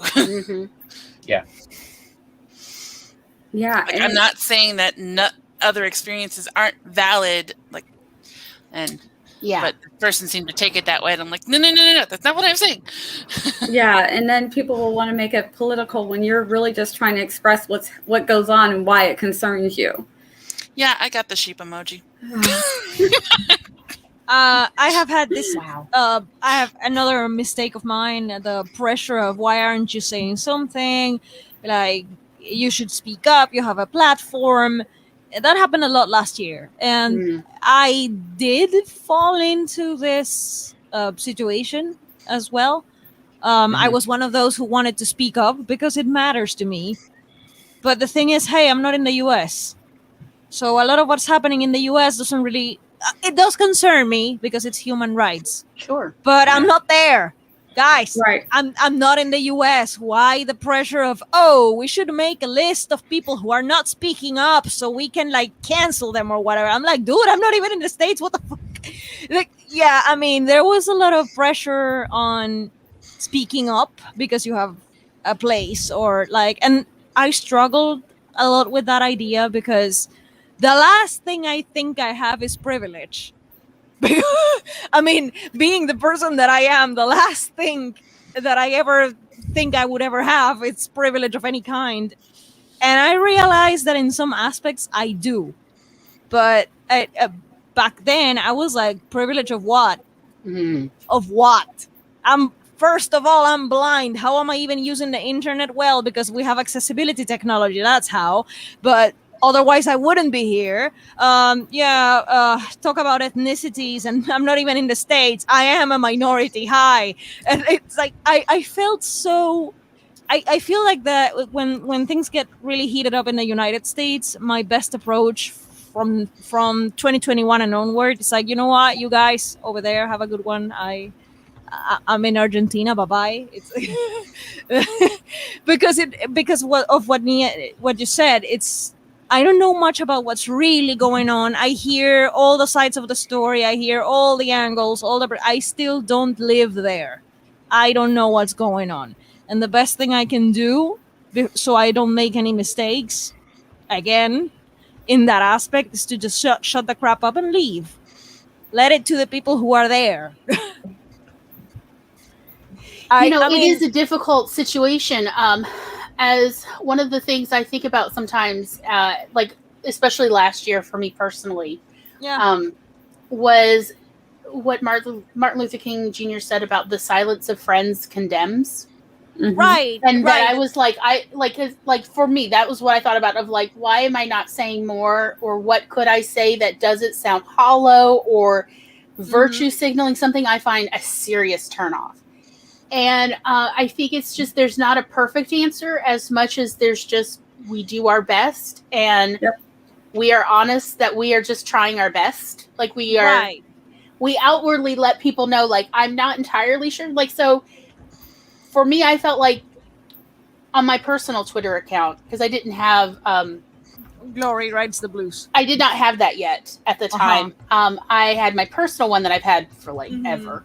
And I was like, well, hopefully people see I'm retweeting the articles that I read, that I find valid and informed and useful, rather than just random things people are saying that I'm like, I am not trying to start a fire here. I'm rather trying to do the thing that I always do as a teacher librarian, and help inform and boost good information, rather than, again, that virtue signaling, which I'm just like, you know what, I've had enough of sociopaths and psychopaths. I'm not here for this. So again, also to a certain point of like, and I thought that maybe the people who followed me wouldn't understand. So at a certain point, I did last June, actually, I think it was, I tweeted out, like, I hope you all understand. I'm very upset about what's happened, and I'm not entirely sure what to say that's not hollow or just sounds like, I'm just going through the motions like some other people's accounts are. But I hope you all understand. And I got back so much private response from people like, Gloria, it never even occurred to me. People that I was worried that they were thinking I was not, doing enough. It turned out it hadn't occurred to them until I tweeted something that, I might feel that other people might be concerned about whether I was on board or not. Because, like, look, I live in Mississippi. I appear white on the street. Surely people are like, oh, she's just like everyone else. And it's like, I'm really trying not to be, but I'm also trying to be sincere and heartfelt. Yeah. And so, that's better to me. For if we know how you post, we know who you've been posting it. You know what I mean?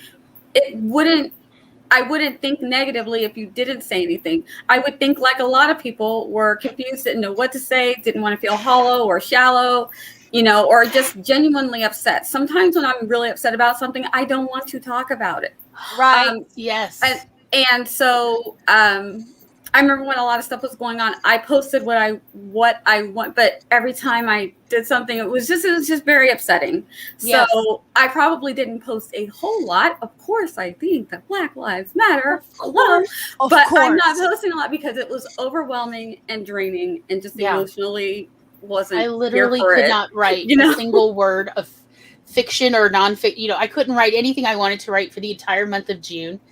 And anytime somebody would ask, "Oh, what have you been writing for?" I'm like, "I haven't written at all this month. I can't." And they would just look at me funny, and I'm like, "Why are they looking at me funny?" Like, this is emotionally draining right now. So when people weren't saying anything, I didn't necessarily think negatively about it. But some of them would make a statement, look, I do care. I don't know what to say, or I'm in my feels right now. So I just want to say I don't. to me, that's better than people who were just blacking out something and then doing absolutely nothing else. Like nothing else. Nothing else. It's like, I really prefer the sincere, hey guys, I don't understand. This is upsetting to me. I don't know what to say. So leave it at that. You know that it's on their mind and that they're very concerned. But some people, they just want to see that you're going through the motions. Stuff. Yeah, I don't want to see the performative stuff. That doesn't mean anything. Oh, there you go. There you go. Performative things. I'm like, no. Look, if I say something, which I did, not much, but I did, I meant it.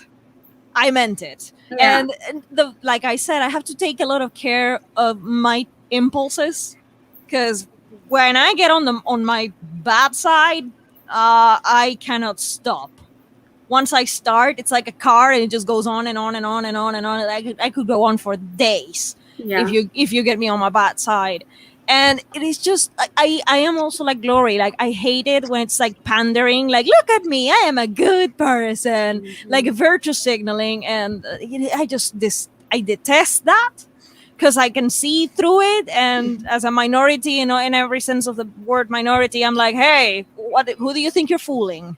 And I don't want to be like that. Yeah, you have to understand that your audiences are going to feel differently about that, though. There's going to be some audiences that are like, no, if you don't say something against it, that means you're for it, and I'm going to cancel. So you have to figure out how to find that balance to be like, this is genuinely emotionally where I'm at with this, but also I want to let people who do care know that I do care too. Because if you say nothing at all, there are people that follow you that are going to be very, very upset that you're not saying anything. So you have to be genuine throughout. People will know from what you've been posting who you are. Sometimes they will be waiting for you to say something. And so you've got to figure out what you're going to say, how you're going to say it, and what emotionally you're able to give that's going to satisfy them and not be just hollow or shallow. And if hollow and shallow is all you got, because maybe you're just too upset, so the most you can do is just put that out there, you're going to have, if that's the best you can do, that's what you do. But understand, some people are just going to see that as, oh, they don't really care. But some people are going to know, oh, that's probably as much as she can do right now. You're I think it's a great time for sensitivity readers, quite honestly. It is like one of those times where, quite honestly, being so overwhelmed with emotion for a protracted period of time, honestly, pulling out your sensitivity beta readers and going, hey, can I just get you to read this message I was going to send on social media and see if it, rings right for you. I want to also then segue you into Barrett has been Barrett, gold stars for you. This isn't, so many gold stars. This isn't directed at Doll at all. So Doll, this is not about you. But I think for other folks out there, I would hope that for major things, and I know we said human rights things, but I understand you don't live in the United States, so maybe the George Floyd incident didn't hit as close to home for folks outside of the completely off guard. I didn't know what was happening, and I was like, what is this nonsense now? What happened? Like, I was like, okay, the US making drama again. And I admitted I was completely what? And then I searched and I saw, and I was like, dude, I was completely misinformed. I screwed it. I blew it up. Yeah, I did. Well, but this is not about, I mean, I'm not directing this at you. So when I'm looking at lists of people that didn't speak out, and I'm thinking about BookTube and AuthorTube, I'm not thinking at all, like, I would never think to look at the minority folks to speak on something that big. I would be looking at the creators that look like me and saying, what are you saying? Because in that moment, in that one flashpoint moment, it was from where I stood and what I thought should have happened was it was incumbent upon creators that looked like me to say to other creators that looked like me, what are you going to say about this? What do you think needs to be said? And it shouldn't have been white folks looking at anybody of color saying, what are you going to do about this? Oh, hell no. It should have been white people looking at white people going, what are you saying about this? Because I do want to hear what you think. Because I think the reason we got to where we got in the last year here was years and years of us not white No. folks, looking at other Right. white folks, saying, where do you stand on this issue? Because I'm not okay with it. Are you okay with it? And having that gut check moment with the people in our lives and towing that line of like, this is actually unacceptable to me. Where do you stand on that? You know, and making people uncomfortable. And if you have a giant platform, absolutely. So Jess Owens did a live stream with a couple of booktubers, a white booktuber and a black booktuber. And it was a really interesting discussion about when they spoke out about it, how they spoke out about it. And the takeaway I took was Books Like Woe was the white creator. And her takeaway was essentially the same one I would have, which is I grew up a white person with a whole lot of privilege. And so from where I sit, it is absolutely my job to look at the other white people around me and be like, what are we going to do about this? Because this isn't anybody else's problem here but ours. And so it's our job to use our clout in that way to kind of nudge other creators to say, are you going to speak out on this or not? And if you don't, then that says a whole lot, I think. Where if you're looking at creators of color, I wouldn't be looking at that same bar that way, because I'd be thinking it'd be the same way I'd look after the Pulse massacre. I wouldn't expect all of you to look at me and go, well, what are you going to say about that in the next 24 to 48 hours? Right. Give me a minute to process. Like, you know what I'm saying? So like, I think it's the same. I think it's where you come from on that. So like, Doll, I wouldn't expect you to be like, speak out, do something, but I would be looking at the white folks like, what are you doing? Like the Pulse event was. I was not in this again.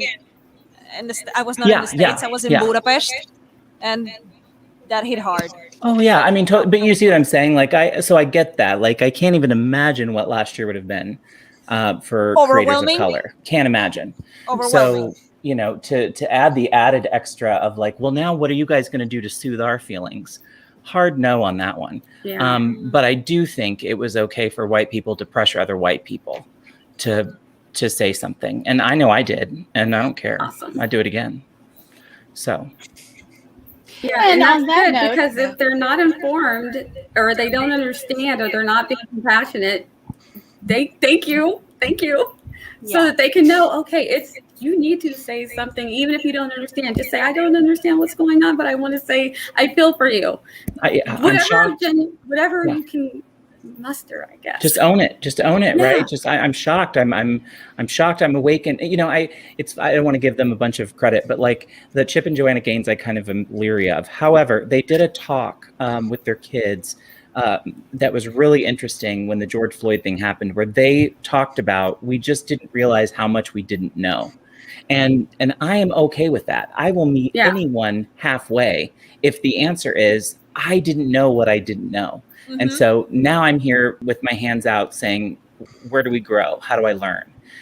Cool. I'm going to embrace you and be your biggest cheerleader. It's when you cross your arms and think you don't have anything to learn here that I'm like, Or everybody's giving me a hard time, so let me do the blackout thing really quick. Oh, right. Yeah. Done. No. Yeah. It's like, no, that's not how it rolls. I mean, I called myself out on my own stupidity. I didn't cancel myself. That's not the right term, but I did show my moment of stupidity. Like that was my tweet. I was completely what?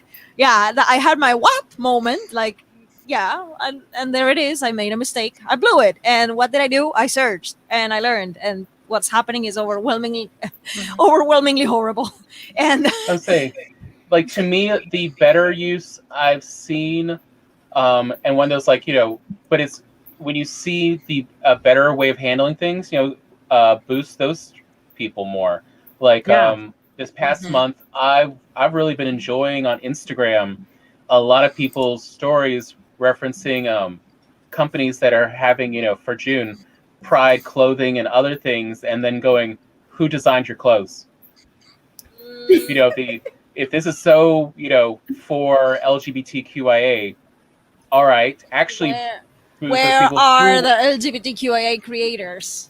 Yeah. You know, all right, business, fess up. You know, like, okay, that's a good way to do it. You know, if you're not sure about your own, then, you know, do others. And that's why, you know, Gloria's talking about, you know, we just retweeted other people who were better voices for it. But it's probably about time for another break. Yes. Okay. And on that note, we're going to do a break, and Barrett is going to head out Bye, friends. And Love you good all. luck. I hope it all goes well. Drive carefully. Yes. Thank you. Bye, y'all. Safe travels. Bye-bye. Bye. And we will see y'all all back here in about 10 minutes while we do all the lovely biobreak things. May I suggest water as an option? Just throwing that out there. Yeah. Okay. See ya.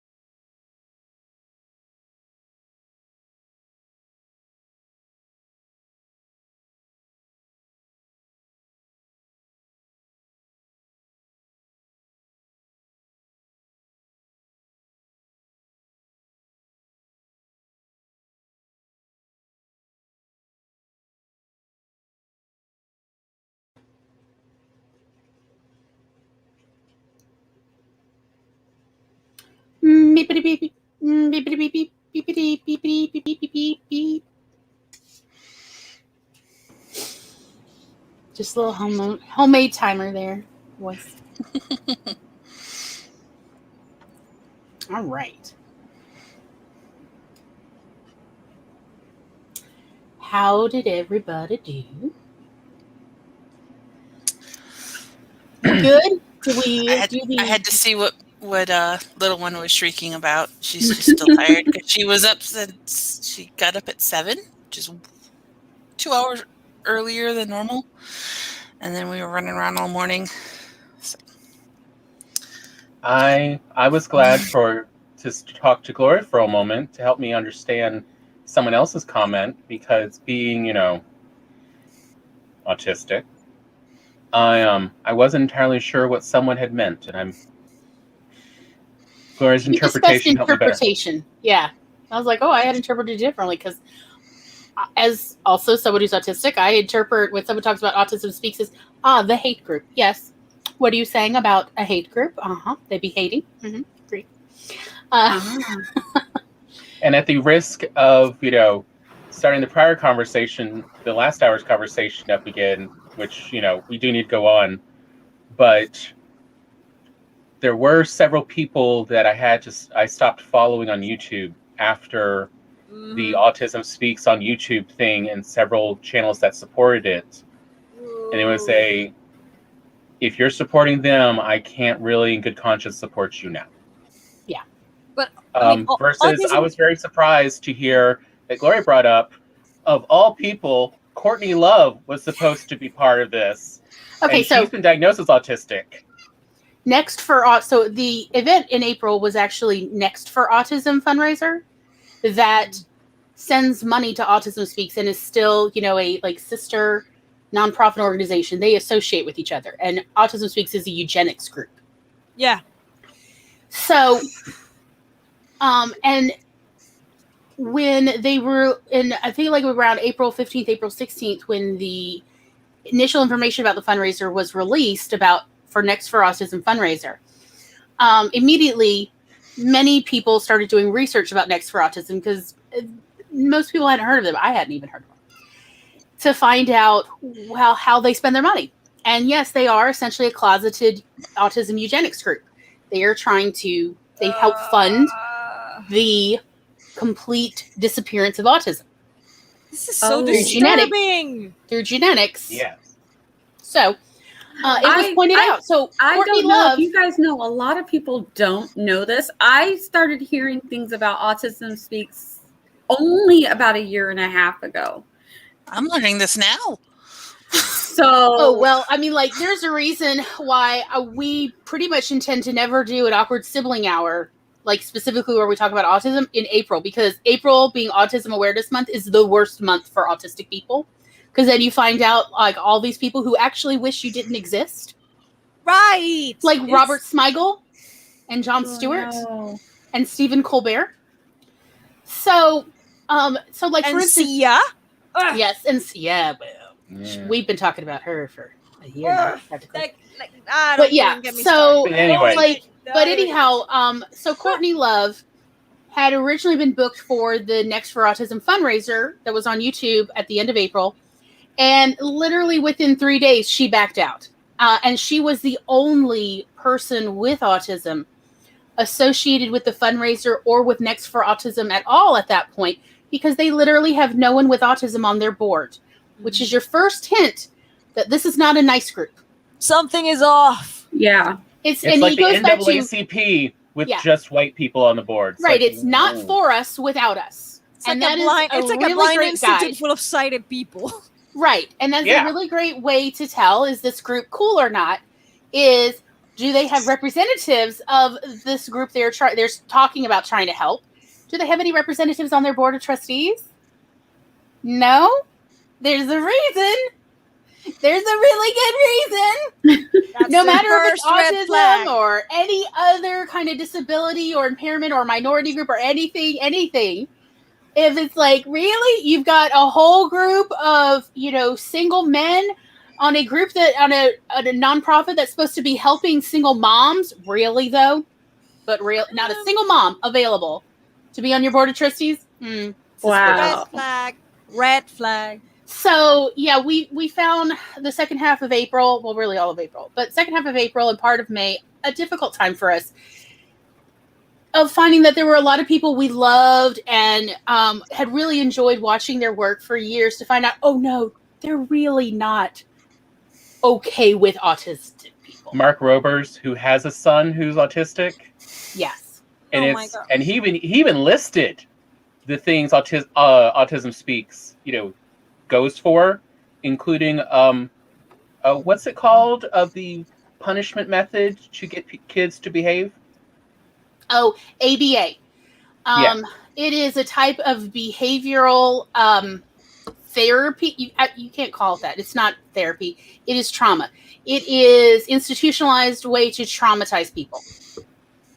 Yeah. Honestly. And it's like, well, so much for that channel. Wow, I don't know. Yeah, it was what that very is. sad. We were very upset. We tried very hard to, honestly, to not talk about it with anyone except ourselves because we found it so challenging. It was so upsetting for us. It was not a great time for us, quite honestly. Yeah. So, anyhow, and so when somebody in the chat had mentioned Autism Speaks, Tom was like, I don't know. And I'm like, no, literally, I'll read the sentence out to you. This is how I interpreted it. It was like, Yeah. okay. They were just saying that, like, just like those people, the companies that come out with Pride clothes for Pride Month, but then who's designing it? Were there no queer people involved? No. Those companies that have Pride clothes that literally are helping pay for the anti-LGBTQ legislation. Yeah. Like the same companies are literally supporting those people in state legislators. Because for them it is just a business. It's Yeah. it's like Christmas. Like, but is it just a every business other when they also want to get rid of LGBTQIA plus people? it Like, kind of is It's because they, because like your business, you just want profit versus they have a agenda to take away the rights of people. That's more than just business. right. I am using the wrong term, and that's correct. Thank you. That's not what I meant. Then okay, Oh, what okay. I mean, what I mean. Okay, no, sorry, that my English. It can happen. What I'm trying to say here is that they just take it like another holiday. It's Christmas time, so we put decorations. It's Halloween time, so we put decoration. Oh, it's Pride Month. Here, Pride, rainbows. Psychopathic. I feel it's just like you're saying, they're psychopathic. Yeah, that sounds like a company. Yeah, it Companies are sounds designed or to be sociopathic, psychopathic. really. Yeah, I would say more sociopathic. Machiavellian, quite honestly. Yeah, you're right. It is just But that's like not business. Business wants profits. Business isn't trying to eradicate part of the people on the earth or like take away all their rights. That's that wouldn't make any sense. that's Absolutely. pretty terrible and also not strictly business. No, it isn't, Right. because if That's more fascism. Yeah, that's the word I was looking for. if it's LGBTQ designs and it's Pride Month, obviously we want to consume. Duh. It will be not only during Pride, but okay. I mean, at least they do it for Pride, so we are consumers. So if you're supporting on the back end, you're supporting people that want to get rid of us. Yeah, that doesn't make much sense to me. Right. It really Yeah. doesn't. So It rings very hollow. Right. Hollow, and it is disrespectful because it's treating Pride It reminds Month. me of several of my exes. It is And treating, that is how I can tell it's bad. Of like, wait, do you remind me of someone I once dated? Someone I once loved? Yeah, no. Mhm. That It is is- bad. like if you treat a movement for human rights like simple decoration, just like any other hollow holiday that has become hollow, then it is just it just makes you look bad, and that's bad for business. So it's terrible PR, and it doesn't make any sense. So yeah, it's not a business. That was my misuse of a word here. I So gotcha. Anyway, No. all right. So anyway, so we're in the top of the third hour. Mhm. So this is where we talk about how to find solutions to like the issue at hand, which is making reader communities or finding your reader communities and also finding your writer communities. So this is what we're going to talk about for this hour. It's going to be great. So let's first start with your writer community, because you want to be a better writer. Right. You want to put out a product people want to read. Mhm. There's a lot of places to find your peers. I mean, if you're on this channel, obviously you found a couple peers you like. One hope. Yes. One hope. And you can see us we also bring up the people in the comments as well. A lot of them as well are writers and are always interested in finding more peers. But it's you want to find people who are positive and not toxic positive. But when I'm saying positive, I mean ones that are looking to build up skills and people. That you're looking for, critiques that are not just, oh, let me read you to filth. It's like, that does not actually improve us as writers. You are looking for people who are like, all right, I get distracted when you're doing this in your writing. Are you meaning to do this? Are you meaning to have so many short sentences which makes me think like this action's about to happen? Or you do know that like all these long sentences means like I just feel like the entire scene is lackadaisical or choppy. It's very jutty. Yeah. Go on. No, go on. No. So like but there's a lot of places, not just people who are looking to be published. Like there is absolutely nothing wrong, and I love a lot of the people over on AO3. Ooh, yeah, I've heard good stuff. Yeah. AO3 is much more protective of their fanfic writers. Mm-hmm. Do not judge AO3 by Wattpad standards because so AO3 has been through a lot of what I would call the test of time. So if you are a fanfic writer or you're a baby writer, hello Aphrodite and hello Eva. If you are a baby writer and you're writing fanfic, AO3, I have only ever heard good things. Mm-hmm. Me too. Same. Me too. And so, again, it's a wonderful place where I hear people are getting good critiques and good reviews from readers, not just negative stuff. Like, again, I have heard about Wattpad. Yeah. I haven't heard good stuff about Wattpad. I AO3, yeah, but Wattpad I hear is like it's like another Goodreads in the sense that people are there to tear you down. It's very toxic. Yeah. Often. Yeah. The good thing about Wattpad is the amount of things you can do on it as a creator. That's it. But it's not for finding your peer group of writers. No, it is not. And you need a peer group to be able, and you need to alpha and beta readers to can look at it, with a impartial eye and go, all right, is this what you're going for? Or are you trying for this? And also even just being able to read your rather raw stuff to other writers. And they also tell you with their informed opinion, yes, I like this, keep going. Even if you're still not in the editing phase. Like versus sometimes when you read early draft stuff or zero draft things to readers, they don't understand that the editing process hasn't happened and they judge it as a finished product when, oh, no, I have not polished this turd yet. So please do not judge it as a final product yet. But other writers understand, like, no, I'm still in the process. Please don't judge it as a finished product. Yeah. But you're still looking for story development. But that is the importance of a writing community for you to have. Like, honestly, when I am in a kind of a dark place as a writer, when I'm like, no, all I write is just turds. I have been known to show up in various Discord voice chats and just read random old stuff I've written that I found on my laptop from various laptop incarnations ago, like 10, 15, 20 years ago. Wow. And read them out loud to the other people in the voice chat who are mostly playing games. Charlie's Discord. And everybody's very nice to me. And it's like, okay, I guess maybe I can keep writing. Because, like, sometimes that confidence isn't there. And that's what a writing community is important for. Mm-hmm. I've connected with a lot of people, and you might have to do some digging because there are so many people on there. But the NaNoWriMo site, the forums, several years ago when I first started getting back into doing Nano, somebody had started a pen pal forum. And so I connected with a friend, somebody who quickly became a friend as we exchanged letters and emails and talking on there, who lives down in Florida. I invited her to my wedding. Oh, That's Woo! how close we became. Yeah.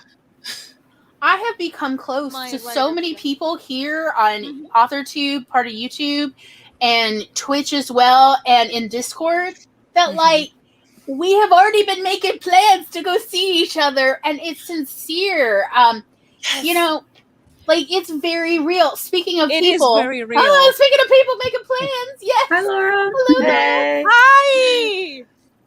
But yeah, of like you make real friendships with, your colleagues, with fellow writers who understand the struggle. Because what we do as creatives is not quite, it is a business, but it's not entirely a business. Because being Right. It's not a creative, competition. right? There's no competition. Yes. There's no Building race. each other up because there's still that pervasive view. I don't see it so much, at least in the circles that I am in, thank God.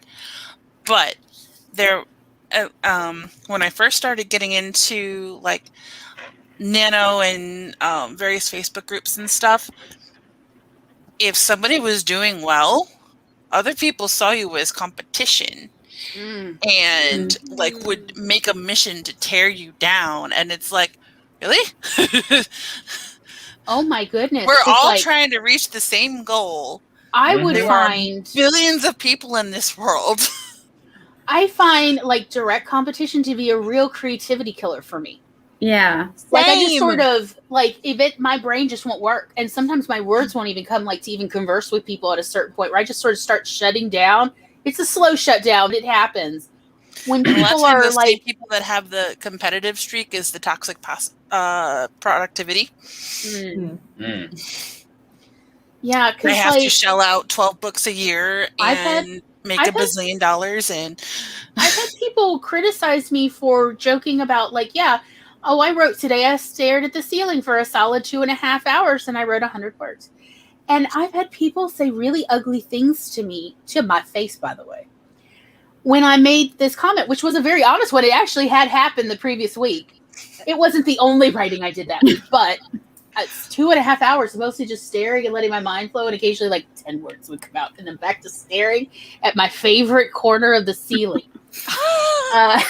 You know why I laugh? How many times I've shared on Twitter, well, I was going to write, and Stardew Valley kind of popped up on my computer. Yes. Glory, you know why I laugh? Because it's the same here. That's how I write. I stare at the ceiling, stay there for a long time. I don't even realize how long it's gone.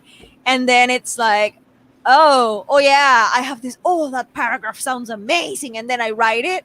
And then, okay, I got that paragraph down. Okay, good. Now, again, back at the ceiling. It's like, okay. Yeah, a lot of people miss that this is part of the creative process. Yeah. Whoever came after you for that, they need a reality check. Well, there were 3 local groups. I say local. One of them was in New Orleans, so I had to drive like 2.5 hours away. But like, there's 3 different writing groups I've tried locally. And every one of them was negative for different reasons, but they just, like, I found that if anything, they were killing my creativity rather than helping make me feel supported, because the more happy and supported I feel, the more I feel like I'm safe to bloom in my stories. Right. I agree with this so much. And so that's why, like, I love our community here that we've been building as writers so much, because I'm actually getting so much goodness out, even though in many other ways I've had many struggles physically with health stuff and even mentally. The last 2 years has been rough, y'all. I don't have to tell y'all that. We were literally just talking about it a little while ago. I mean, I've been surviving since 2018. It has been really bad. Really rough. But having that support and that encouragement, as well as that faith in me when I don't necessarily feel the faith internally, has been so dynamic and helpful that it's like, yeah, let's talk about this. That this episode is actually the reason we started the Writer Roundup show. And we had planned this, since last November, I think it was, where we started talking about this show. We keep seeing how some people, we catch a little people would be benefiting from it. But then they didn't quite understand how much we all need to participate in the supportive of the growing part of that part of the community. Yeah, I think Barrett mentioned earlier that zero-sum mentality, unfortunately. And I know even when I have scheduled my live streams, I have 2 days that I can actually myself do live streams. And my husband's like, "Why are you juggling this around?" And I'm like, "Because so and so writes on at this time, and so and so." And he's like, "Well, you need to schedule out time for you." And I'm like, I know he's right, one, but two, I actually enjoy going on these people and watching them. Let them host the live stream. So even though Wednesday is literally like the only day during the week that I can consistently do a live stream, I enjoy these other 2 live streamers so much that I want to actually watch their live streams. So I don't mind moving. So I alternate, because I actually enjoy them. But some people would be like, "No, you need to carve out your time and just like knock them out or whatever." And I'm just like, "Why? No, I have my couple I just hours don't feel. well. I don't feel like that. I don't feel like. I don't feel like I'm in competition. If that makes sense. But I know not everybody feels that way. I have my couple hours that I can write during nap time and then after dinner. And I've I started to stream a little bit on Thursdays over on Twitch, but I will end as close to 3:30 as I can because I like going over to Gloria and Kat's channels and watching the Coffee Bunny, and I try and keep Wednesdays open so I can watch Charlie's and sometimes be on Charlie's, and I'll break the rules and watch from work on. But I mean, we need that. We need that kind of creative support. I am a very introverted person, actually. So, like, I have to, for my chronic fatigue problems, I am very selective of where I go. And that has nothing to do with, like, the person behind the screen. It's just my own energy is not enough. And if I want to get anything done, I have to work in solitude, but then again, I still want to support everybody. So it's like, if I'm not attending streams or something like that, it doesn't mean that I don't want to attend your stream or anything. I might be lurking in the background. I leave it running, other things. I mean, I always find a way to just give that, the watch time love, give some support. But I am a bit of I'm an extreme introvert.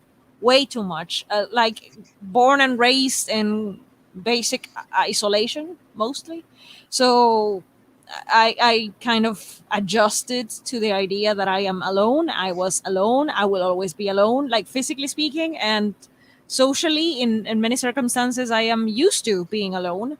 So I am the one who differs a little bit in the sense that I write or edit my works best when I'm not distracted with social media, because my problem is that I get easily distracted. I want to hear what everyone is saying. I want to read what everyone is doing, and I get so involved into other things that then it's like, hey, when am I going to do my thing? So in my case, it's never a competition. It's just that I wanted to support everybody, and I stopped doing my own thing. And I didn't find that balance. So this year, I am trying to find the balance of, okay, I'm going to focus on my thing. But hey, this person has a stream. Let's try it. I'm going to be lurking, that kind of stuff. So it is just a way that it's different for everybody. But I agree with all of you that the whole idea of making it a competition and like, oh, this writer is better than me, I should put it down so I can rise. No. Yeah, it makes no sense. No. That's not how I roll. I don't understand it. Yeah. It makes absolute no sense to me. Like, why would you do that to a fellow creative? Where literally you could build off of each other, get to know people. If I know that someone likes a certain type of writing or needs a certain type of critique, I can say, oh, have you checked out so-and-so? If someone's struggling with world building, I will literally tell them, have you seen Charlie? Go check out their channel. Oh, yes. They've got tons. You know what I mean? To me, that's what it should be about. That's what I try to do. Yeah. I know some people don't operate that way. And if you're on their channel, they won't even like they'll skip over your comments and things, and it's like, I don't know why, but okay. I had a little bit of that experience last year, and it did hurt. And well, I mean, I've seen it happen, so I'm like, I don't know if there's beef, because like I said, I've only been in the AuthorTube realm for a little while, but I've watched where like, oh, they're really just not gonna, they'll comment on everybody, but this person, and then you go look, it's maybe a bigger AuthorTuber or something, and I'm like, I don't know because I've only been here since October. So I'm not one who would know if they have some beef, but they're on your stream. So why would they be positively commenting in your chat, but they will not pop that comment up? right. This is stuff I noticed early on, and I'm like, maybe I don't want to go to that person's stream. Because I was attending a stream. This is of the most painful thing that happened, and I'm vocal about it because it did hurt. I verbalized it in the middle of the stream. They did apologize or correct it or whatever, but of course I saw what they were about, and I was like, okay, I guess I'm not welcome here. They were talking about like the whole tokenizing a character, like the diversity checkbox, and like, yeah, I understand people are diverse, but like you make a character blind, biracial, asexual, and I was like, whoa. I was in the chat, and they knew that I was in the chat. And I was like, oh, okay, I am blind, biracial, asexual, pagan, adopted with mental health struggles, and an expat. Do you have a problem with that?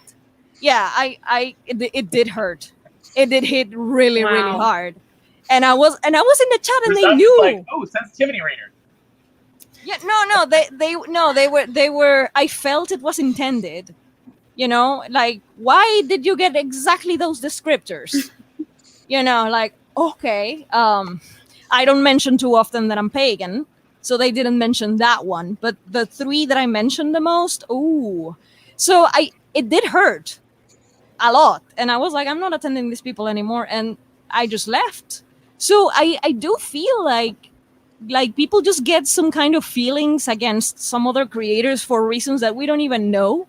Because what did I do to this person? I haven't done anything to this, but why would they do that? Why? And it's just like, okay, maybe I'm just overthinking things. Maybe I am being too sensitive. Maybe I don't think you're overthinking it at all. Like I have been told that I've ended up in quite a few stories over the years, including traditionally published stuff. Like there are little details about me that you wouldn't know unless you knew me that ended up in stories. Right. And like at the time I was like, should I be assaulted or not? Now for me, as my mother pointed out, they didn't call you out by name, so yeah. But I mean, like, thankfully I didn't have personal relationships with any of these writers at the time. They essentially knew of me. They, like essentially we were sort of rotating in tertiary social groups. Mm-hmm. And y'all may have noticed that I'm kind of a particular personality person. Yeah. Like that, when you've met Glory. And as was pointed out, like, maybe that was it, Glory. It's just like, you're just so larger than life. But like, yeah, I mean, fair. That can take some people off, I guess. That's what I'm trying to tell myself. Some of them have been villainous characters, and some of them, which, I mean, I was a little mad at the time. I mean, like, I have been made into a villain for a middle grade book before when I was a teenager, and I told that person what I thought of it. And yet our local library still stocked the book because they thought it was great. So just, again, it's like, look, if you make me the villain and you didn't tell me about it, don't expect me to be still friends with you. It's fine. Like you sacrifice my friendship. Okay. It's a choice you made. And that's fine. And then there's plenty of people who've made me into nice characters. And again, it was like, oh, okay, well, sure. Don't forget the curls if you're going to go there. Hello, Charlie. That is so awesome. Charlie. Oh, the curls often show up, as well as the fact that normally my hair is always up. That's like, oh, yeah, that's me. Because normally my hair is always up. Aw, thank you. That's so sweet. I wasn't always. So I was a troubled teenager, and everyone in Oxford, Mississippi knew. I was also very sassy. Everyone knew when I told them what I really thought of them. And yeah, word got around. So, it happened. Yeah, Can I- that's what I'm thinking. That's what I like. Maybe I just have a way of talking that ticks people off, or I'd say things. I mean, I have moments of stupidity, and maybe people didn't like that. And sure, maybe that's why they went there with that particular discussion. And like, people so diverse don't really exist, and I'm like, okay, I guess I don't exist. Thank you. I mean, And- honestly, there's plenty of people who operate in a very ableist bubble where they just don't know people who have any sort of disabilities or struggles of any kind. Mhm. I mean, Well, more, they're not aware. they're They're just not even aware. Yeah. Like, so I told you I was watching The Good Place And the blinders. the other day. They have blinders. People have blinders. So if they come across someone with an issue, they ignore it and think they're faking it. Right. Oh, yeah. Well, I was Yeah, watching the last half of the 4th season of The Good Place the other day when I was having a good day. Like, I was feeling all good and I didn't have much pain. And one of the things that I found it cringy was realizing upon this rewatch they used impulsivity as a fault. Like, excuse me, obviously there's no one neurodiverse on their writer's room because that is a brain wiring issue. That is not somebody being willfully impulsive. When your brain is that way, you can struggle to not be impulsive, but at a certain point, you get tired, you get worn down, you're overstimulated, overwhelmed. The impulsivity is going to show up. I'm going to admit, I've never actually thrown a Molotov cocktail like Jason, but I have honestly looked it up because there are times where I was like, maybe a Molotov cocktail would solve this problem. Hey, Molotov cocktails. Not recommending it. Molotov cocktails helped a lot the Finnish army against the Soviet army in the Winter War. So I love I'm how, just saying, like- Jason put it though. Of you throw one and you don't have that problem anymore. You have new problems. You have a whole new set of problems, and sometimes that's the relief you need. It's like, I need different problems. This is too much. But like, again, like this, like, as well as Chidi's anxiety, like, excuse me, we've now found that the anxiety has a lot to do with the physical body we have. It has to do with the brain wiring and the gut situation, where how your nerves are wired into your stomach, have a lot to do with the amount and duration of anxiety human beings experience.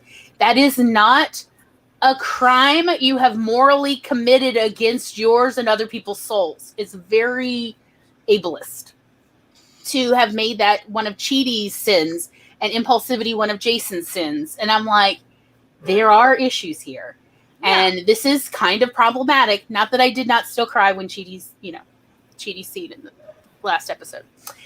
I don't want to spoil it for people just in case it's on Netflix, y'all. Anyway, so watch it. So that Glory could tell. Ugly cried, y'all. I ugly cried. And I did and I watched it for 18 hours. Like, I just kept watching the whole half season on a loop. So obviously I may have found it cringy and problematic, and I still watched it. I kept thinking it every time. And it's like, so maybe it is important for us to talk about those kind of characters with our writing group and our writing community. So hopefully other people can point out, hey, this thing that you've made into a villainous thing, that's problematic. Did you know? That happened to me, actually. Like, I would be the last person to go that route.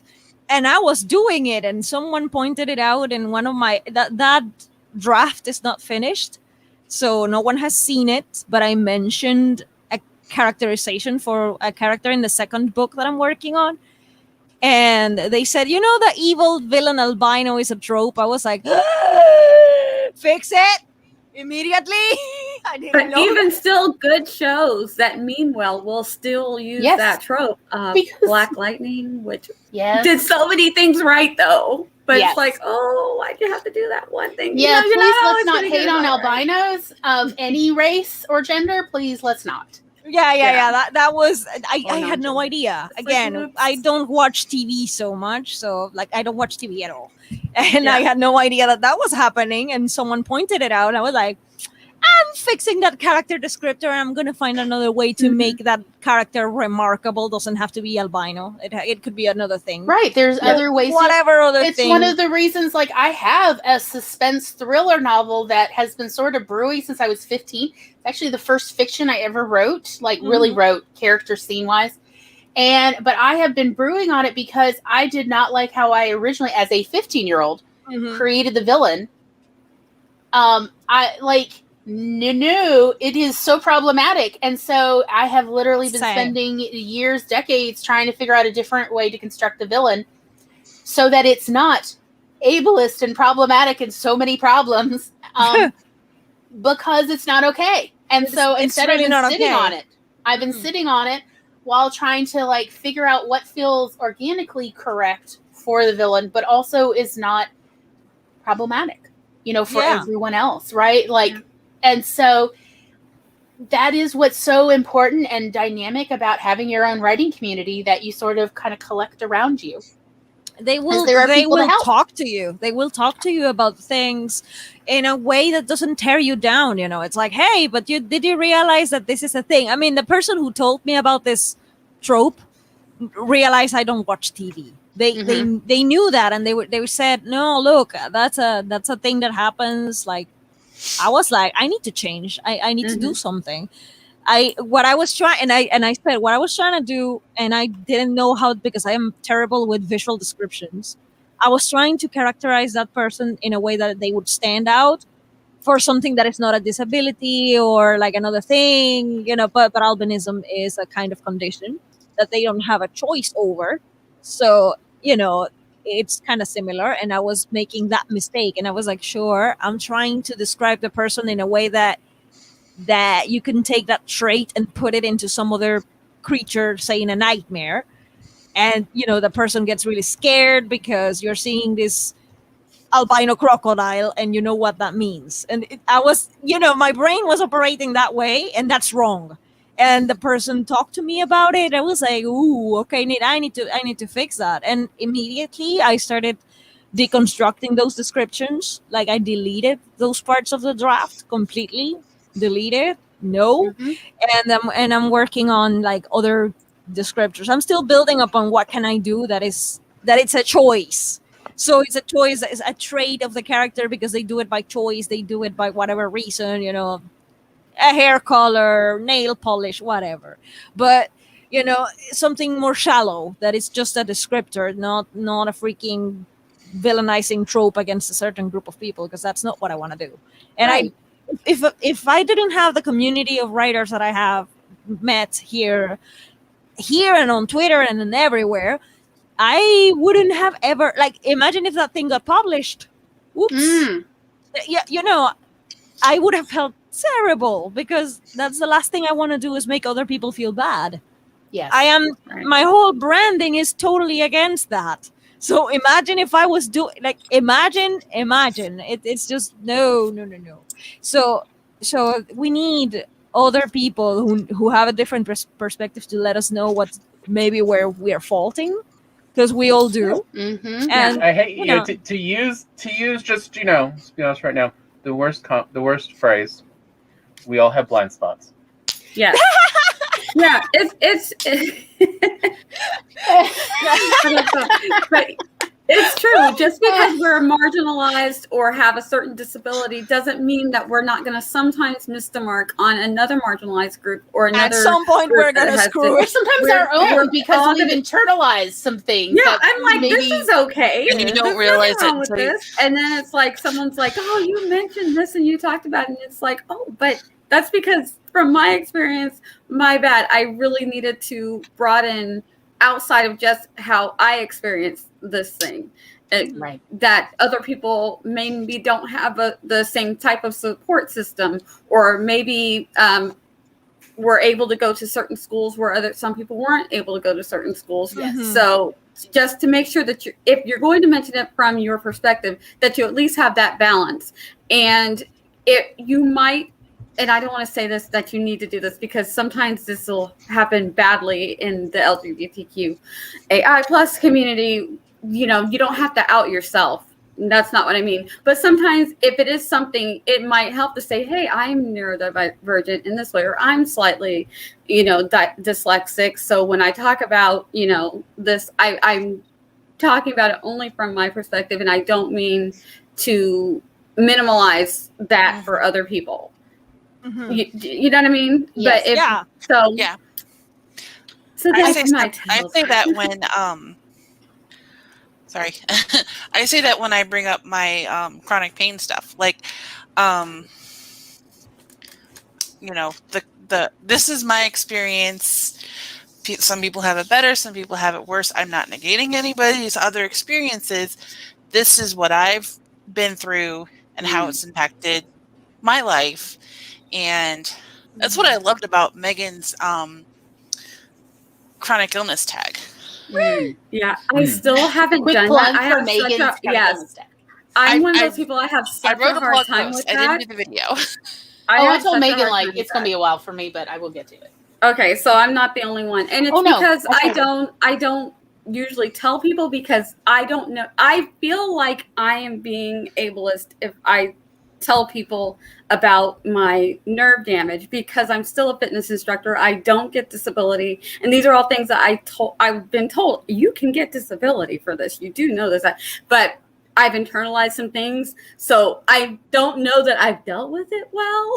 Other than no, I'm just going to defy it and deny it, and that doesn't work for everybody. But because it's worked for me, I don't ever want someone who that doesn't work for to feel like You're lesser than just because they're it didn't not. work. No. Right. We all have our we're own just demons to different. struggle with, and it's a long history of just fighting with angels and demons. That's a thing. We do it. It's everybody gets some to wrestle with. I mean, we don't stop doing it. I've heard of disability forums where people get even competitive about like who's more disabled. Like you're not who this. has it worse? Yeah. Oh yeah, Yeah. no, my darlings, no. So Nia, you wanted to. What do you about writing Violet? Unfortunately, some people think having more subs than someone makes them a better person and writer. And that is a mood right there. That is not the case. I am someone who I wrote some things and my daughter wrote some things. So we do have a lot of the subscribers, but that doesn't mean that we're good writers. It means that we just found a niche of people who liked the way that we wrote. A lot of it was not very well edited stuff. I mean, it was cleaned up. They maybe liked the sound of my voice on the things that I was reading. There's different reasons why they enjoyed our stories. And so we have a lot of subscribers. But one of the things I personally like to do is I like to have other people on my live streams because occasionally the people who like reading will pop onto a live stream and be like, oh, what is going on? Because they don't understand this whole author tube thing. They don't know what this is. And I say, and they'll sometimes say, oh yeah, I'm a reader. They don't even know. You'll see them question mark, like I'm a reader question mark, because they're like, we're here trying to figure out what this video is that you're posting or what this live is that you're doing. So I explain it to them and I let them know all of these people that are in the chat and on the live stream with me, they're also writers. And Devin has been on a couple of times and was able to post his playlist really quick and so that they can find other writers. And that's what you want to do. I mean, the other part of building that part of your community. You want other writers to meet, like readers to find other writers in the community. Like, look, I am a writer. Look, she's a writer too. It's like, yes. As soon as I see some people that have something in common, like say they write children books that feature dogs, like Savvy. I saw another author on Instagram that had a similar feel, and she had like a book about a dog for kids. I was like, hey, look, you should collaborate with Savvy. I do that. If I find two people that maybe don't know each other, but they might have something in common, I'm like, hey, you, talk to each other, be friends, share, collab, do something. Exactly. So I want to be like that. I want to be that person. Yeah. So I don't understand how people feel like, oh, they have so many subs, so they must be, better or whatever. And I'm like, I totally just don't see that. Yeah. I feel like part of it's algorithm, part of it is what you put out there and who catches on and who YouTube shows you to. Yeah, and who resonates who with ends your up content. following you. Exactly. Yeah, when I There's first got so on, many other things that when I first found affect that. AuthorTube, I definitely experienced this sort of a hierarchy idea about how many subs versus which shows you could get onto, dependent on which subs, and had people back out of our early shows when they saw how few subs we had at the time when we were a new channel. Bullshit. And one person actually told me, in chat why they did, and the other people didn't. But like, I then kind of like, oh, okay, yeah. I definitely, when I first joined, I had a bunch of people like just in my DMs. I'm like, I don't even know you. Hey, you want to come on to my show? And I did a couple people because I felt like they were just really just being super nice and wanted to do an introduction. So there are a few people that I did, but some I could tell that they just wanted me to pull over my people, but didn't really want to be my friend or interact with me in any other kind of way, if that makes sense. I had my mind. It makes sense. And it's weird. So the first ones that I did go on their live streams, it's because I got good vibes from them. So if you see me on the early days when I was on someone's live stream, and I think I did about 3 people, it's because I felt good vibes from them, and I saw, oh, they're starting out, because even though I had over 2,000 subscribers, I was still starting out in AuthorTube. Yeah. So I liked going on someone else's channel who was also just starting out, and he had a lot of, doing the comics and stuff like that. And I thought that was really cool. So it's like, I'm getting good vibes. I'll go ahead and go on that person's channel. And another person who's also kind of only doing it for a year, still had under 1,000 subscribers. I went on their channel, but then there were other people who, hey, we just come on the show, come on our live, but they don't know any, like, there was just no other interaction. It was just like they looked at, and they would say, wow, we just checked out your page. You want to come on? And I'm like, but we haven't had any other interaction. Why? Right.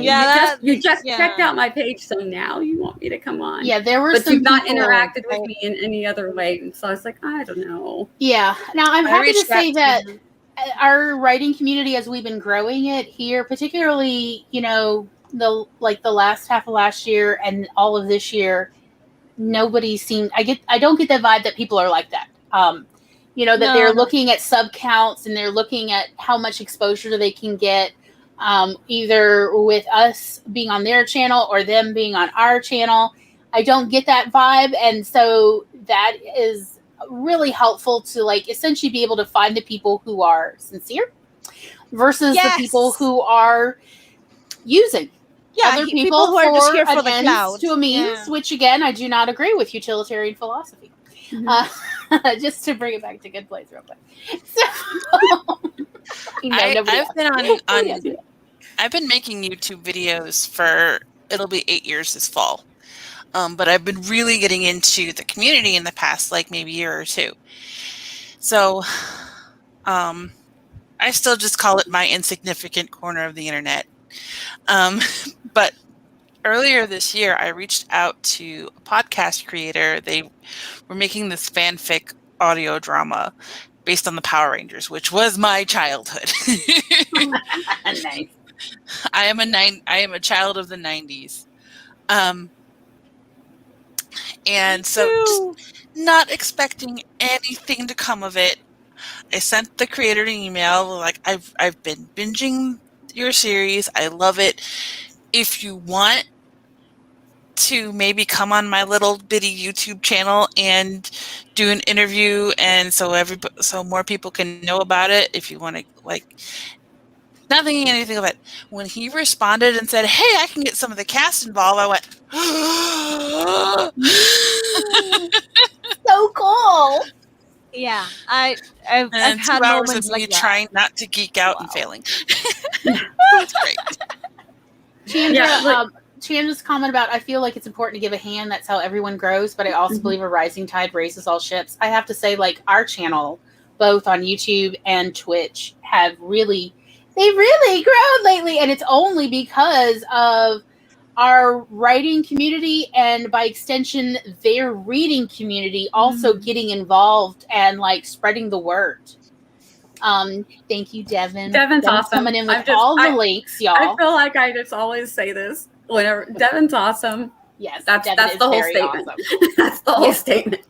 But like, of like Lori, the community. When you first asked me to come on the show, and I had seen a little bit of your content, but I was like, yeah, sure. And I remember you said something like you didn't think I was gonna. Oh no, I did not, because like, I had seen your live streams had been showing up on my recommended page since I first got into AuthorTube, and I was like, she's so together, she's so creative, she writes all this stuff and draws all this, is so talented. I was like, and look at her subscribers, she's not going to be interested in such a tiny little podunk channel like mine.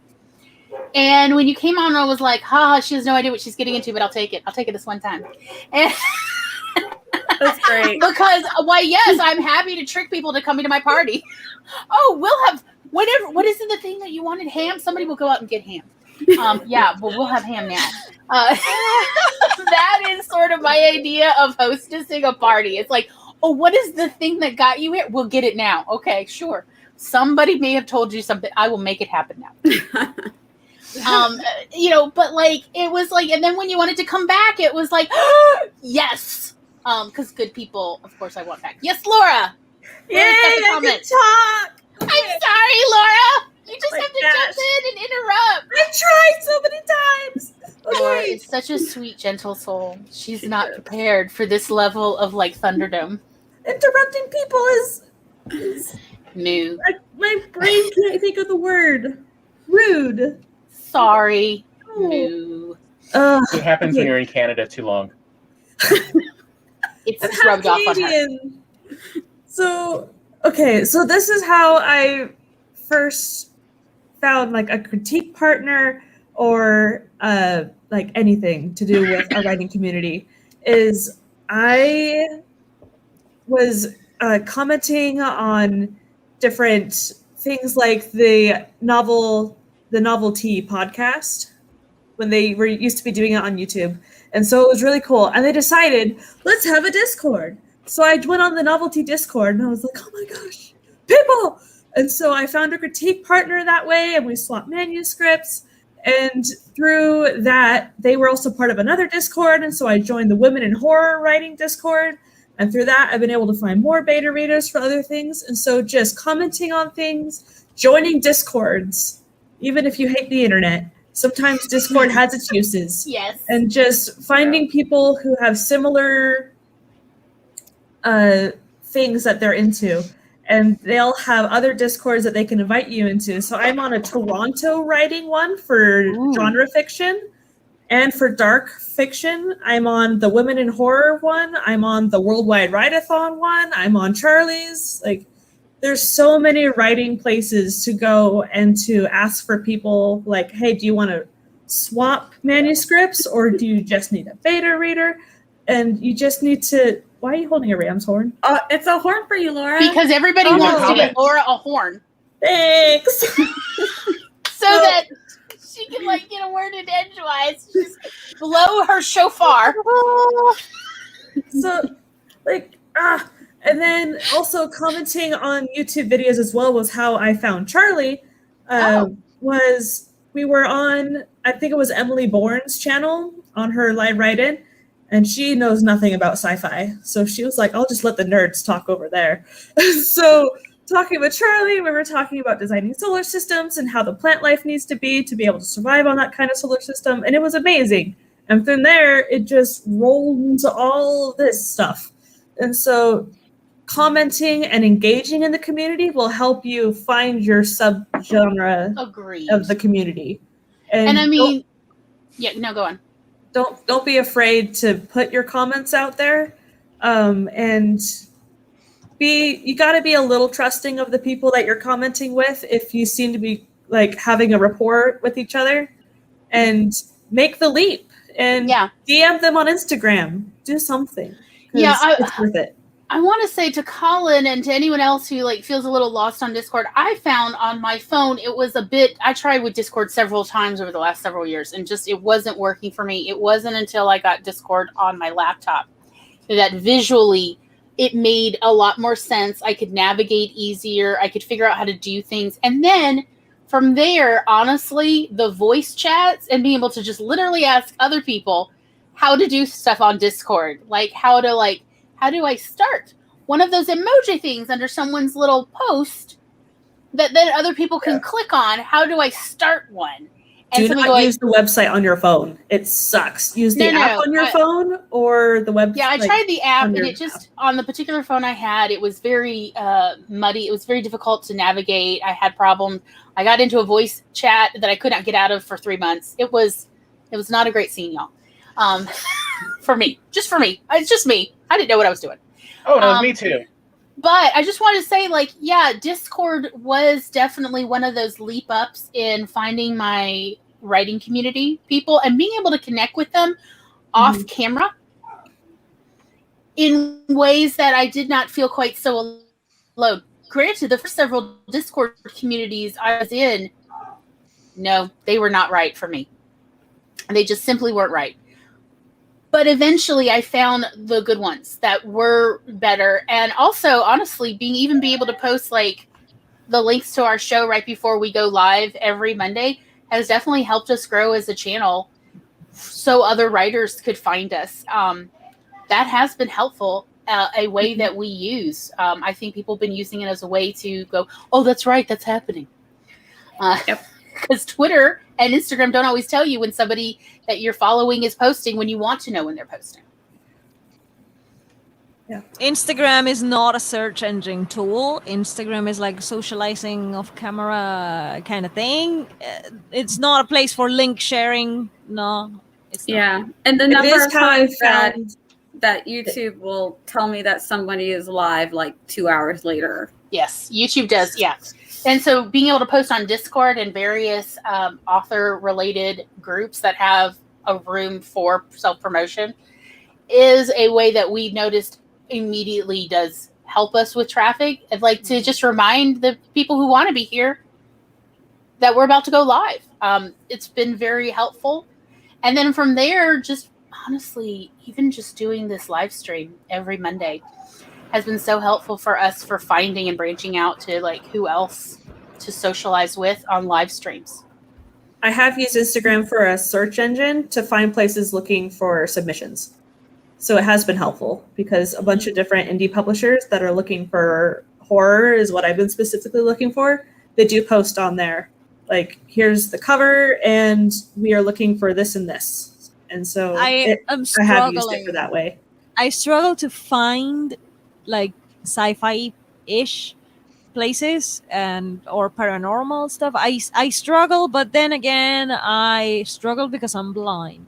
It is difficult for me. Okay, so I have to explain because people are like, but dude, you produce content that looks really nice. And I'm like, what do you mean? And because I produced it, because I made it, I know what I'm doing.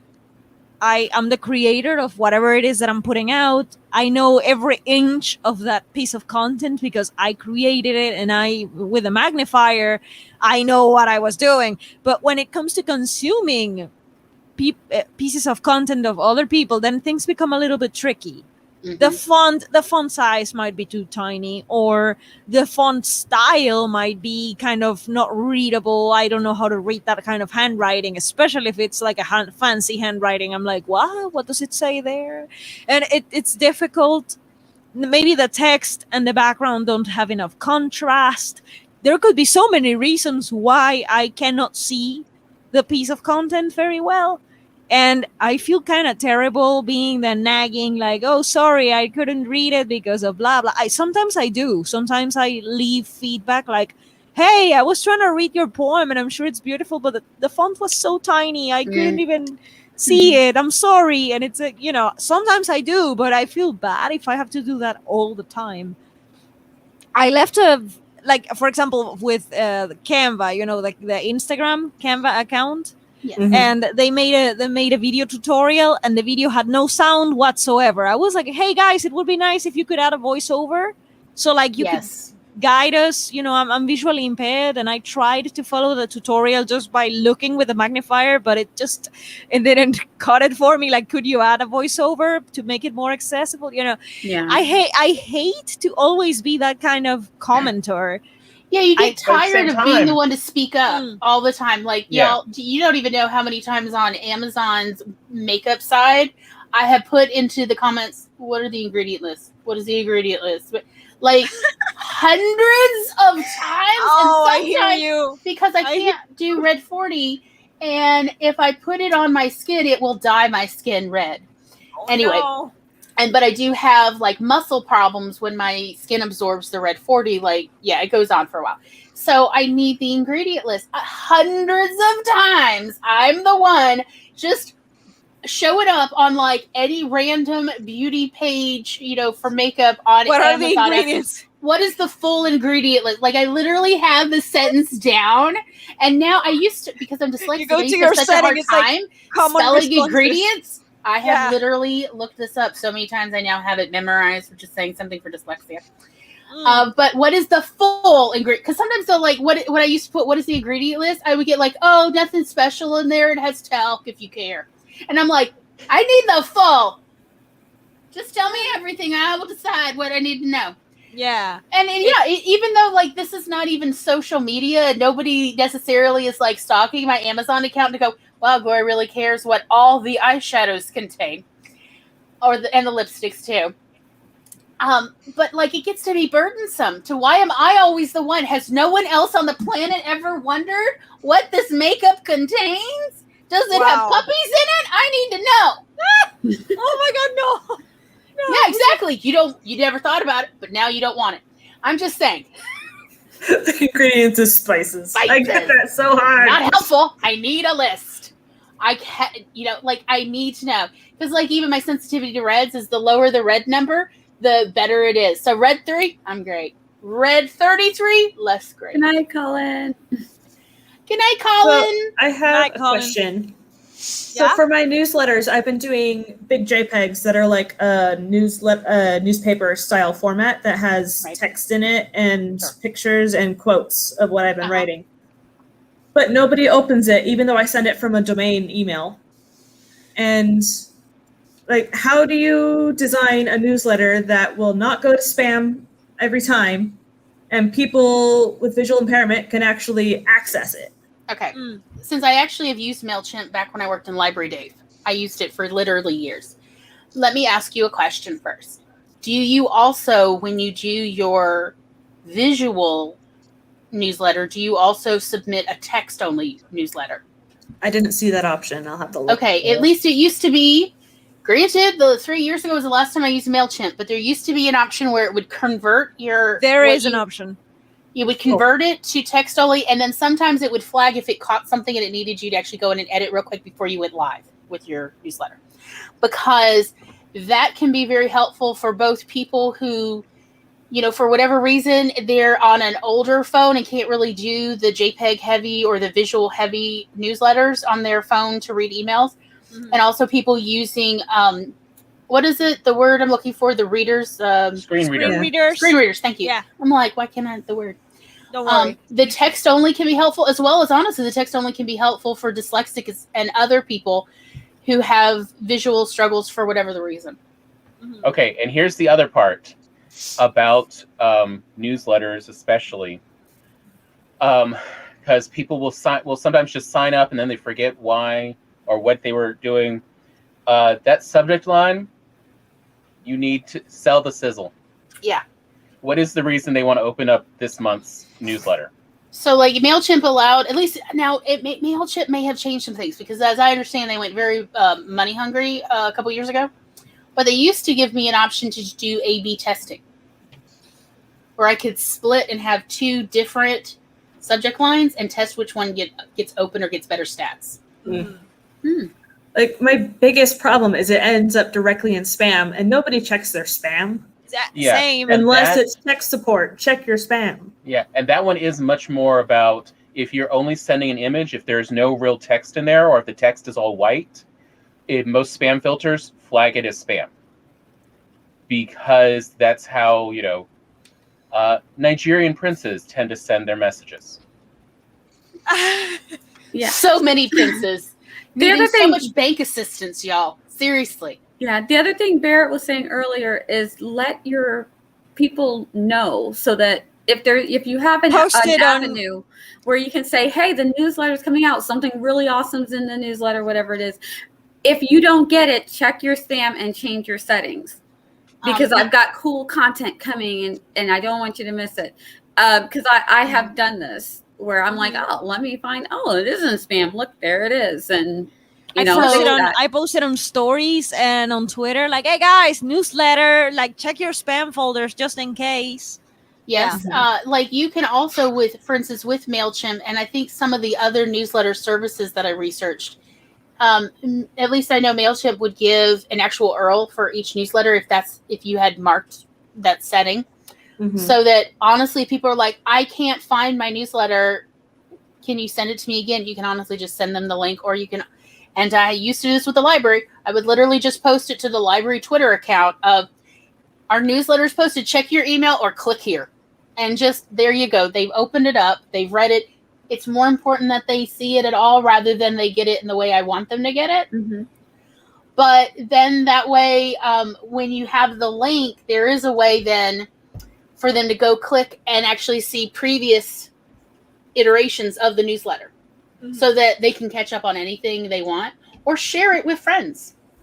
Right. I have so many unread emails, Chandra. It's insane. I literally, if I'm expecting an email, I will go look for that one email out of the thousands of unreads. I'm like, nope, I'm only looking for this one thing.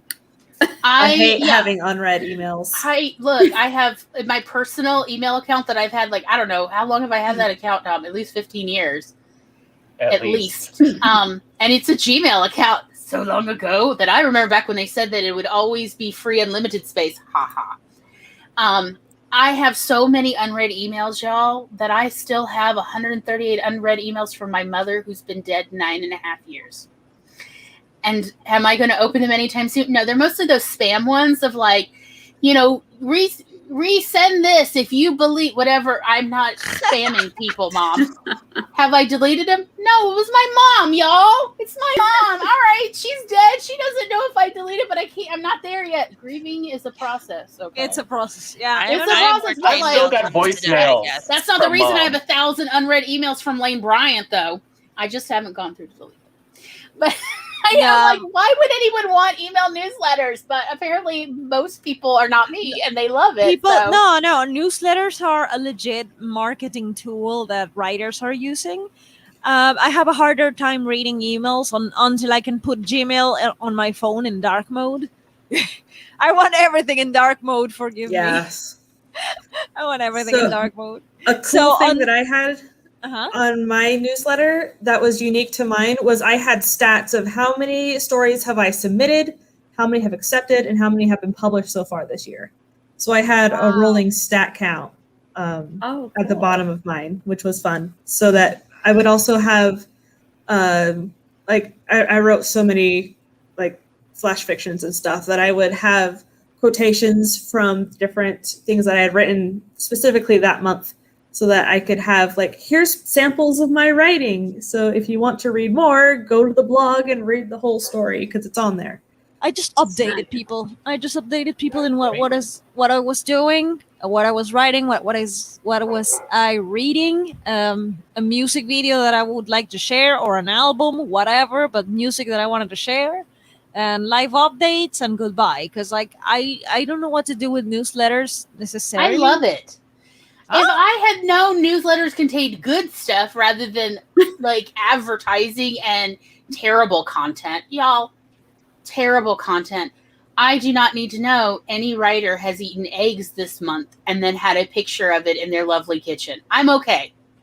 You don't have to send that. And that's the only content. Everything else is advertising for their books. And I'm like, isn't that what IG and Pinterest see, that's what I was thinking. And by the way, they had also posted it on IG. So again, I already that's where it belongs. I mean, I don't know. To me, I figure newsletters are more for, this is what's about, like kind of like what Dal was saying. This thing is what's about to happen. Boom. So you're ready for it. A book's getting ready to come out, or I'm going to be in a magazine or something like that. Yeah. So that you're like, okay. Hey, I had an interview. I had a podcast interview this month. You want to check it out? But also, I don't understand. I don't do them. I don't get them. I But tried to also, do it I once. wanna I say- posted two of them, total of 2 I did, and I was like, yeah, it's not for me. Same. I was gonna say, like, I to don't me, feel like newsletters with responding are- to Chandra, I can barely keep up with my blog and my video content. So why would I add something else Yeah. on? Oh, yeah, I want to touch upon that, but Tom, go first. Yes. I'd say to me, newsletters are essentially the stuff you post on Twitter as a condensed single version that people can read because they're going to miss some of your social media posts. And so here's the important stuff I posted and is coming this month, and the important stuff coming up in the future. And especially, like, as Gloria was mentioning, post the URL to it and then have it inside the newsletter be able to go to previous newsletters so that people can check on the stuff they missed. Because that's, to me, what it's really for, is to help catch up people who might have missed some stuff in the day-to-day world. Okay, this makes sense. So if I actually did my Twitter, which I don't, but if I go Or back to my Instagram. Twitter No, or Instagram, then the things that I post, I can compile them maybe once a month in a newsletter. This is what happened this month. Yes. Right, like an overall, this is what happened. I love the idea of posting like music or a playlist you've been listening to in the last month. Yeah. Particularly if you say why you've been listening, like, while Yes, I driving do. around or I writing. do that. That's what I do. I'm like, I think this that's, song. especially if it's on some format that I can then go listen to, like Spotify or Pandora or something. You can just click on the freaking YouTube video that I embedded there. Right, something. Yeah. I like that, where it's like, this is somehow useful to me, both either knowledge-wise or actually enjoyment-wise. Like, for instance, I could see doing for my newsletter, there would be a small list with links to, these are my guest appearances in the last month that I have been on. If you didn't know and you want something, Yeah. That's great. No, I wanted to touch upon something that we have to keep in mind, and we talked about this off camera the other day, is all those social media platforms. And you have to put things into a balance, because Carrie said the same thing. I can barely keep up with my video content and my blog. Mm-hmm. Yes, you want to decide, because this is more about, do you want to be a writer or you want to be a content creator? Which one do you want to be? Because like being both, my friend, is very time consuming. And if you have a job, children, this, that, listen, there's only 24 hours in a day. Amen. You have to find your own rhythm. If you don't do Twitter, you don't do Twitter. It's fine. If you don't do Instagram, don't do Instagram. Like, you want to keep up only with Twitter, just do Twitter. Like, if that's what you can put up with, if that's what you can do, it's perfectly fine. Your audience will understand. I hang out on this platform. This is where I go because it is more sustainable for me. Woof, woof, woof, woof. Hi, friend. Oh, I'm sorry. I keep forgetting. I can hear him. I just enjoy it. It's not so that much. loud. It's honestly. No, it's not. It's just me. Like, I hear pets and I'm like, whoa, whoa. Yeah, I react. The days of a dog nanny. Sorry, but it used to be my job, and I became very sensitive to animal sounds. It's like, okay, I have to attend my dogs now. But yeah, you just have to realize where is the majority of your people, or where do you feel more comfortable? Where do you think you can go regarding your audience? If you cannot keep up with a newsletter every month, then do it every 2 months or 3 once months. a quarter, or even 6 months. The summer, and do a December one. Like, remember? Okay, story time. Some people may be old enough to remember back when everyone's parent or mom or grandma or somebody, father, did a yearly newsletter to all the family, and it would come with pictures. Do you remember that? And the Christmas card. Some of us are old enough. Some of us are old enough to remember our parents doing it on the Ditto machine. Oh, there's a throwback. So you could honestly, as a writer, do a yearly newsletter of just simply, here's the year in review. If you don't know, this is the highlights of what you missed. And truly just do, like, this is what's been published. This is like the stories I put up on YouTube. If you did that, if you didn't, don't worry about it. On her Christmas card, there's a few people that she's like, I haven't seen you in forever, but this is what's been going on. Right. It's like that, but as a writer, I have not seen your work. These are my favorite books of the year. Tell me what you published. What have you been on? Are you in an anthology? Let me know. I now have Christmas gift card money. Like, right. Right? Of like, you can do a once a year newsletter and you are still a good writer who is supporting their reading and writing communities. By just doing a yearly newsletter, if that's what your readers and writers want, do it. Go for it. And if you're like, please, I would rather pull out my eyeballs than do a newsletter, then do not worry about the newsletter because it is not worth the pain and heartbreak. It's like I said, I tried TikTok, hated it, loved some of the people that I met there. So I might just pop in a couple of times, like, hey, I haven't been here since forever. Here, new TikTok, whatever. And I do 2 or 3 and then back out. I'm not there to grow, like make the go viral stuff. I don't give a shoo about that. So I just tried it to try. And if I realize it doesn't work for me, it's too time consuming, I want to be a writer, not a TikToker, then fine, great. But I'm there. People can find me. If they like what I posted, great.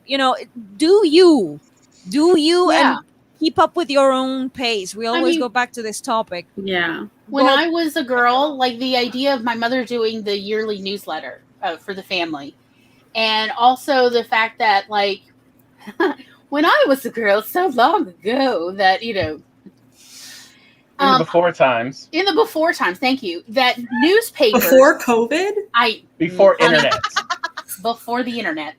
Before the internet existed, even on military bases. That's how long ago. Oh, wow. Yes, very long ago. That I wanted to be a journalist. I wanted to work at a newspaper. And so my mother was like, well, a newsletter is like a family newspaper. Because she totally conned me into running her newsletter for our family. And yes, her 20 readers. So, and I loved being her newsletter editor.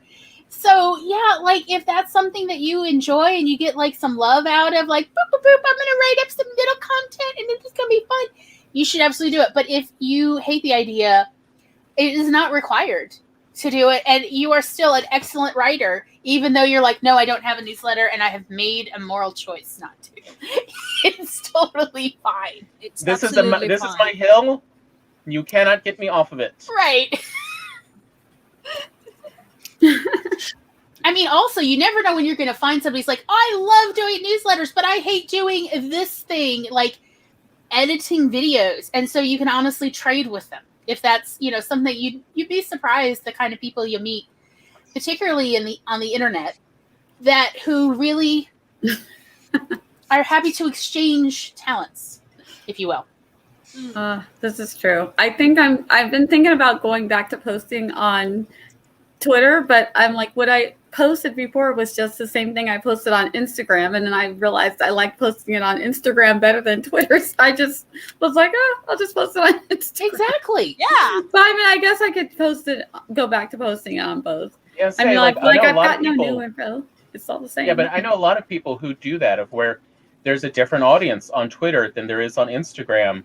And there's people who follow people on both, and they understand, yeah, a lot of stuff's going to be duplicated. But there's different reasons to post on both. Instagram is great for images, but if you want to actually post a link, yeah. Oh, this is true. Twitter. It's like You're for the link. Convincing me really to go back to Twitter. No, like if you want to do that, like you can post links like for blog articles, like for my workplace I contributed to the blog. So what did I do? I shared the Instagram graphic thing on my stories, whatever, follow them for the link, whatever. But on Twitter, I just reposted the link. It's easier. People can go and read it. So it's different kind of content. It's a different platform. It has a different purpose. You just have to remember that you're yourself everywhere you go and you'll be fine. But your audience will understand that some of the content is duplicated. It's totally fine. You're not. And in fact, I'm watching a lot of marketing videos because I need to do my best and grow the platform organically and sincerely, because literary agents look at you and what you do, and you got to show that you're doing your thing anyway. So I have been looking a lot of marketing because I know nothing about it. Believe it or not, I have been learning everything I told you. It's recent. And they all say you have to repeat yourself. And I'm like, no, I don't want to repeat myself. My audience will get bored. That's what I was thinking. No, I hear you because I'm the same. I overthink. I want to post everything fresh and new and never repeat myself. That's a mistake. That's a terrible mistake. I have to repeat, not all the time. Not don't overdo it, but I have to remind people like, hey, I have a short story. Have you checked it out yet?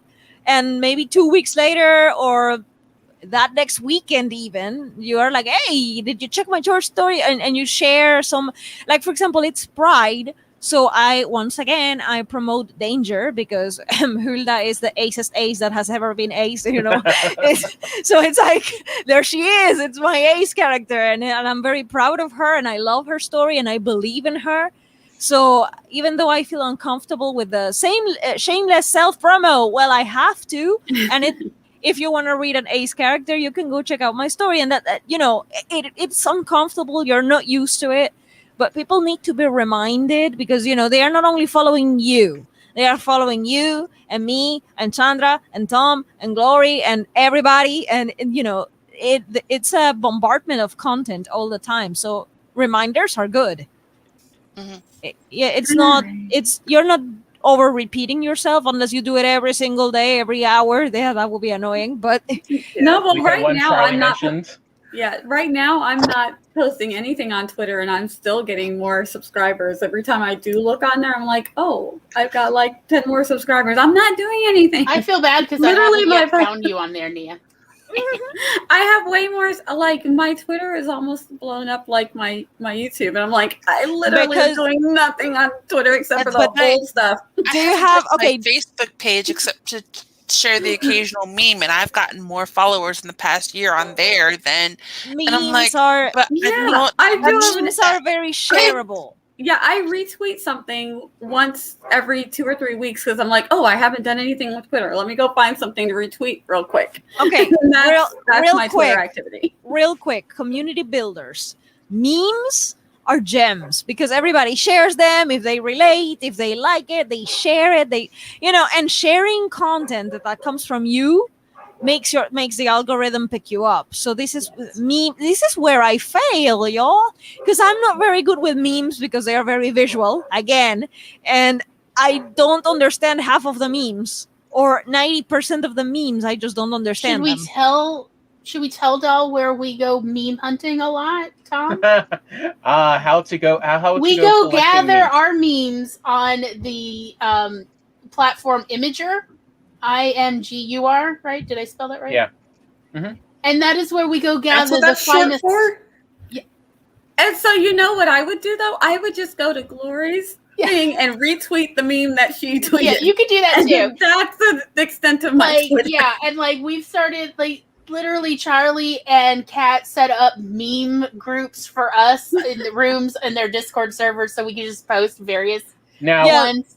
If you want the more I what don't do you want to call it? Focus. If you want more focused memes and you want what do you want to call it? Fresher supply. Because Imager's more like going to the supermarket. Yeah. If you want to go to the docks or to get the fish then you go to Reddit and you find out what subreddits you are interested in.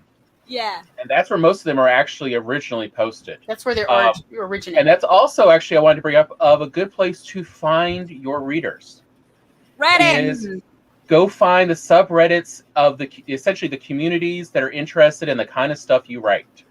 And find, and you can start sharing, little bits there. Like I love the subreddit HFY, which is essentially about it's sci-fi of humans as space orcs in the future.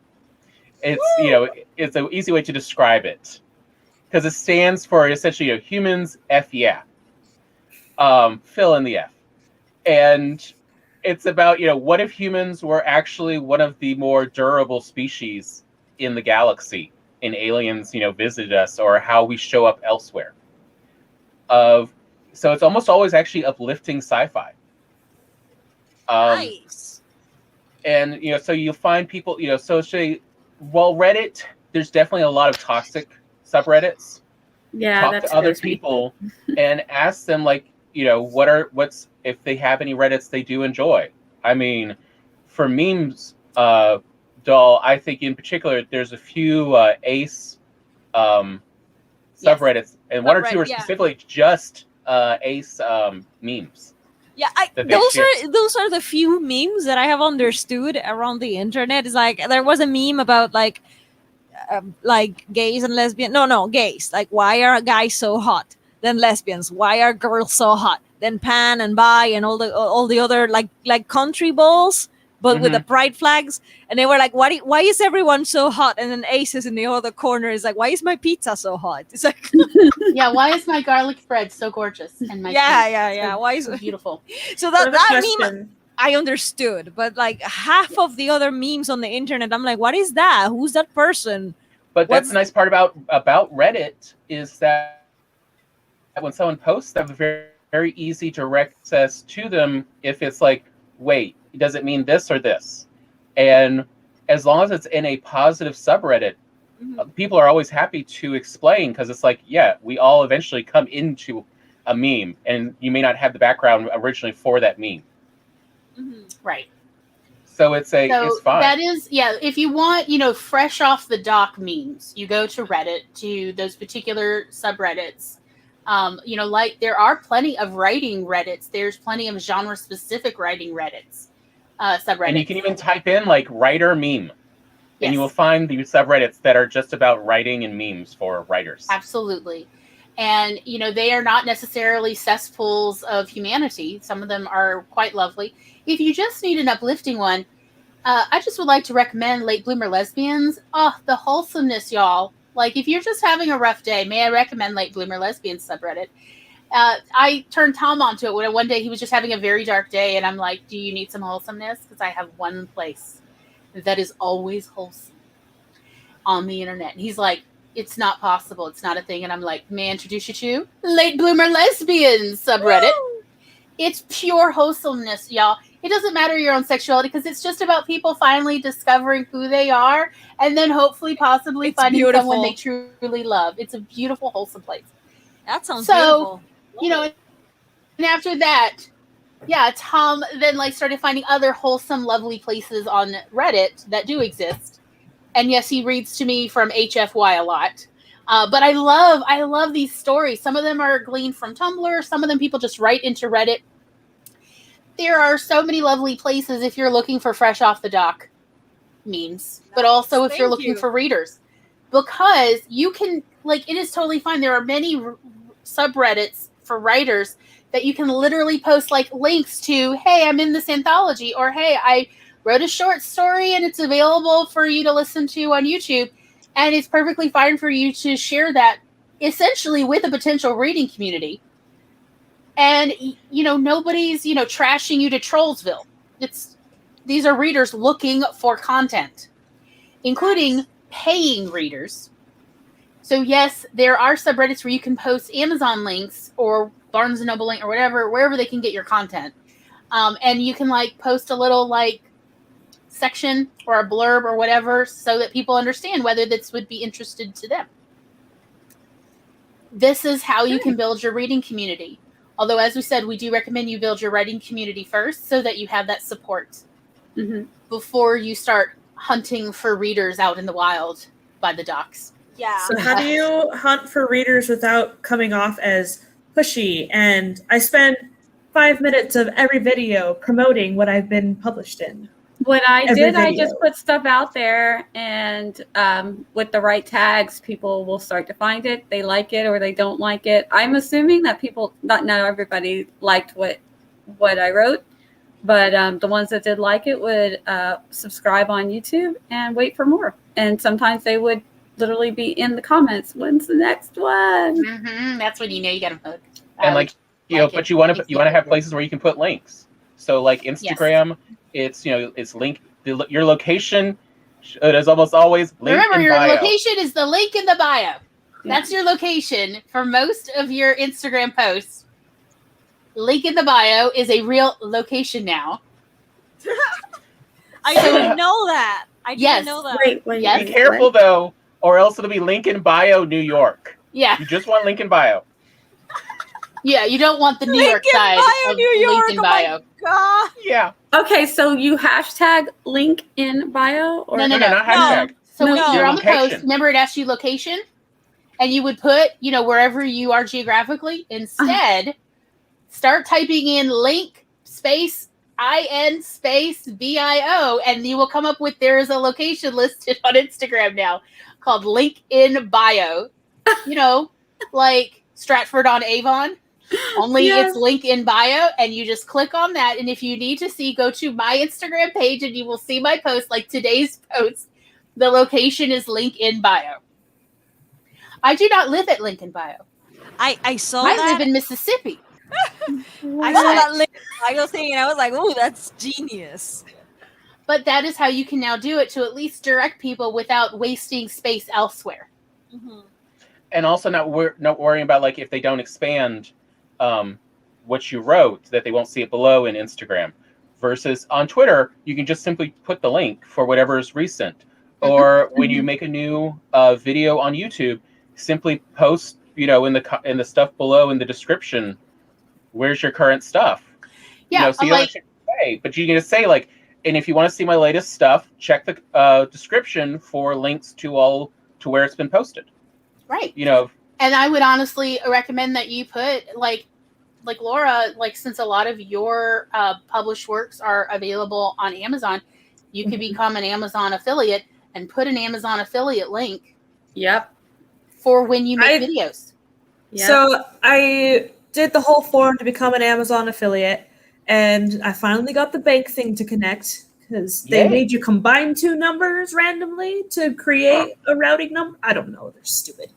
But Canadian banks. Canadian. No, it knew I was in Canada, but it was asking for American bank info. Yeah. Still. Oh no.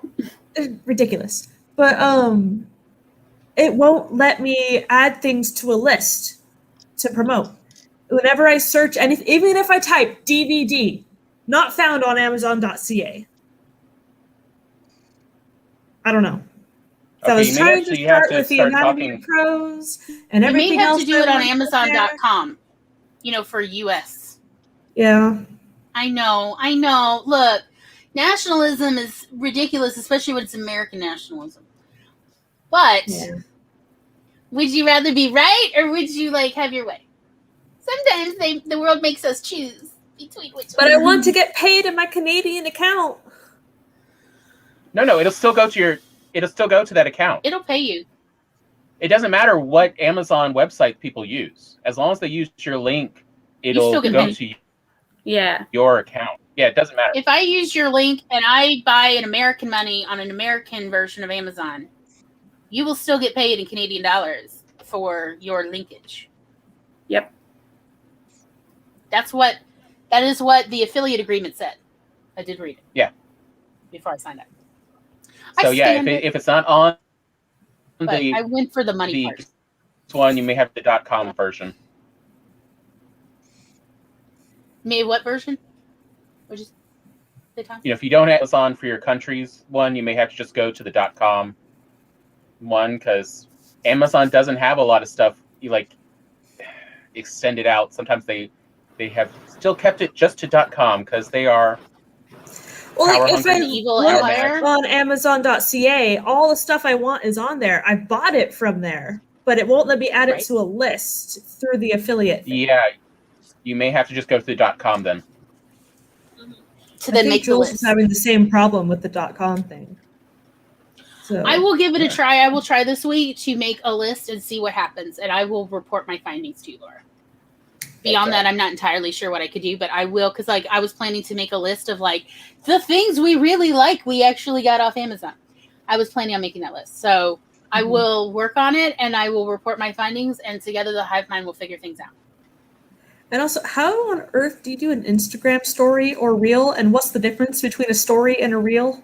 stories disappear in less than 15 minutes, and a reel stays and plays like a TikTok, and it just loops and loops and loops forever. Okay. Also, reels are the new feature that are the competition against TikTok. So Instagram wants you to use them more than anything, and they will push the reels in the algorithm a lot more than anything else because they want you to use them. So they will reward you. And stories are just the like the copy of Snapchat, which is like they disappear after a day. Reels also have the chance to, they also allow you to do reels that are 30 seconds long. So you have 15 seconds or 30 seconds reels. You can have videos on your feed post that are up to a minute. And then if you want to do something longer, say you want to post your flash fiction to Instagram as a lead magnet, you can do IGTV for longer videos. So it depends on the length of your video. You decide where you want to put it. But stories are more casual and relaxed because they just disappear after 24 hours. Also, stories don't necessarily have to be a video. This is the thing. You can do written stories where you just put some text. You can do interactive stories where you do polls or quizzes or like the little love slider thing that they use. I don't know how to explain that, but I never understood that one. You can do GIFs or GIFs or however you say that. So stories are like interactive and like daily updates, quick stuff, casual things, whatever. Reels are like short videos like TikTok. And so I hope that makes any sense. They are similar, but not the same. I think you can make them on Canva, but then how do you get it from your desktop to on Instagram? Do you have to like email it to yourself and download it to your phone and then bring it up? You can email it to your phone. You can use the Canva app on your phone to download it and then post it up through your phone. Or you can use a scheduling planner like Planoly or Later or Preview or whatever of those that I use Planoly, that's fine. And they also allow you to do reels. There is also a way to change your browser to mimic that of, say, like an iPhone tablet on the Instagram page so that you can post there. It's kind of clunky, though. I will say it's a little clunky. It's kind of clunky. The best option would be to go to like Planoly. Like, honestly, I'm lazy, so I use Telegram. I post it in Telegram since Tom and I use that app anyway. And then from there, I download it onto my phone and then post it onto Instagram just because, like, for me, that's easy from my laptop to then post it onto Telegram, since Telegram has a very generous size limit of a lot. Yeah, it's like 2 gigs or 4 gigs I want to say it was at least 2 gigs. Per file? So, yeah, per post. So I then download it from there on my phone because I already have Telegram on my phone for same chatting purposes. And that's how I do Instagram. Because it just makes my life easier, but email works too for the same purpose. Email works, or like the scheduling apps, because Planoly and Preview and Later and all those, they allow you to post all the things that you can do for the month. If you want to do batch content for Instagram, for example, if you don't want to be on Instagram every other day thinking, what the heck am I going to do? You can do it ahead of time. And you can also look how the feed is going to look. Like you can arrange your posts to move them around, write the captions, do all the tagging, all the things. But you can also see how it's gonna look, and you can on Planoly you can auto schedule, like they will post it for you instead of like other apps that in the free version will just remind you and you will go and manually put. No. Planoly allows you to auto post in the free version, so that's why I'm recommending that one. You have 30 posts per month. But I'm fine with that. I mean, I'm not going to post every day, so it's fine. You have up to 30 uploads per month, free. If you want to upgrade and have unlimited posts because you want to upgrade your game or whatever you want to do with Instagram, you can upgrade and pay, and then you have unlimited and whatever. But for those of us who just want to do an easy thing just to keep up the social media algorithm happy, then you can just keep it free. And I can recommend Planoly. It's really good. It never fails. I can set it to post at 3 a.m. because I want to target a different audience, and it will post it for me, and I'm sleeping, and yeah. I just fixed the problem with an update. on Instagram. Yeah, I was like, I only get reels and stuff on my iPad, but I don't get it on my phone. You need And to I don't update. know why. Yeah, you need to why update just- the app. Yeah. I was like, wait a minute. Let me try this really quick. Yep, an update's due, but it didn't pop up that I needed the update, which normally it does, and then I know. So I didn't know, but I noticed that was different. I was like, I can't do it off my phone, so and I move on. Apparently, I have learned a lot about Instagram. So, like, if anybody in the chat, in the comment, anyone here in this live stream right now, if you have any questions, just DM me. Whatever platform you prefer, Twitter, Instagram, those two. I will try to answer to you, try to help you the best way I can, because apparently I learned so much now I can help people. Yeah, I think it's great. Yeah, because I definitely got confused by the whole story and reels thing. Yes. And the Reels is definitely video. Stories could be video, could be something else. But they're more ephemeral and just to the moment. Yeah. Now, if you want to save your stories for like prosperity or whatever, you can do story highlights on your profile, and these are another cool way of showing your audience who you are. So if you arrange the story highlights, those at the top, you can look at my profile, you will see what I mean. You can give a theme, like this story highlight will be about my writing updates that I shared in Instagram stories. This other highlight over here will be about my reading updates, because I do book reviews and whatever. And here are the times I have shared about books. So here it is, or whatever. I don't know. I mean, whatever. But you can do highlights that are themed, so people can consume, like, spend more time on your profile. And that way you can save the stories that you don't necessarily want to disappear. Love it. Very nice. Yeah, my profile can be your guinea pig. Just go there, look at everything, click on everything, and you will understand what I mean. Because, like, one of the highlights is blindness, the other one is about my job place, the other one is about being ace. Some of them are about my short stories and the books and whatever. You know what I mean. Like reels, I'm still figuring that out, but it's about video. It's like TikTok. It's Instagram's TikTok version. That's what reels are, or specifically the competition of TikTok. So that's the new feature. Use it. They will reward you for it. It's getting a lot of views on the algorithm. But I'm gonna say not necessarily audiences. Like, well, I solved that problem as well, because I was getting a lot of real views, like I wouldn't say engagement, like views on my Instagram reels. But because I couldn't geotag my reels, it was pushing it to the wrong audience. So I solved it. I have a VPN now. So yeah, my Instagram is like your guinea pig. You can look at it and you can do whatever. Like, if you have any questions, you can DM me and it will. Oh wait, you're sharing. Oh my god. Yes. I didn't. And I can vouch for Doll's info on IG has been incredibly helpful. I have already changed my IG, and this is just the first round. This is me just even figuring out what I might be able to do with it, and it already looks like I'm so happy with it. So I'm going to do more of the integrated backgrounds like she has, and break up the background to do more stuff with it. She has a lot of good information. I can definitely vouch for that. I'm so happy that you're sharing it. It's so beautiful. Thank you. It's it makes me so happy. Like, this is part of the brand. I'm not making it up. It's not performance. It makes me really freaking happy when I can help other people do things because I learned a new thing. And it's like, hey, here it is. I did it this way. You can check it out. It's like, it genuinely, it makes me feel useful. And back to the disability thing. When I feel useful, I'm a queen. I feel like I can help people. It's like I can do stuff, which is like, yes, I can do this. For a disabled person, that's gold. So if I find a way in which I can help you somehow, I'll do it. I will take my time in some cases, but I'll do it because that's what I'm here for. I want to share my stories and I want people to read my books. But if I can help my peers, awesome. That's what I'm here for.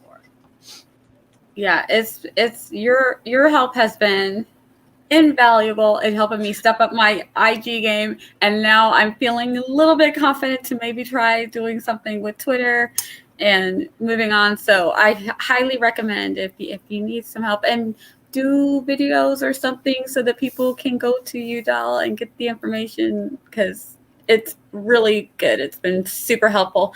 And in my opinion, I know that there's a person that you said, look, check out their IG, but I think yours is better. I agree with you too, Nia, of like Doll's IG is fantastic. Yes. Not that anyone else's, not to cast shade on anyone. Highlights. Oh my, I swear, every time I see Doll's highlights, I'm just like, I love him so much. Isn't it so pretty? It's a freaking rainbow. It's a rainbow. I love it.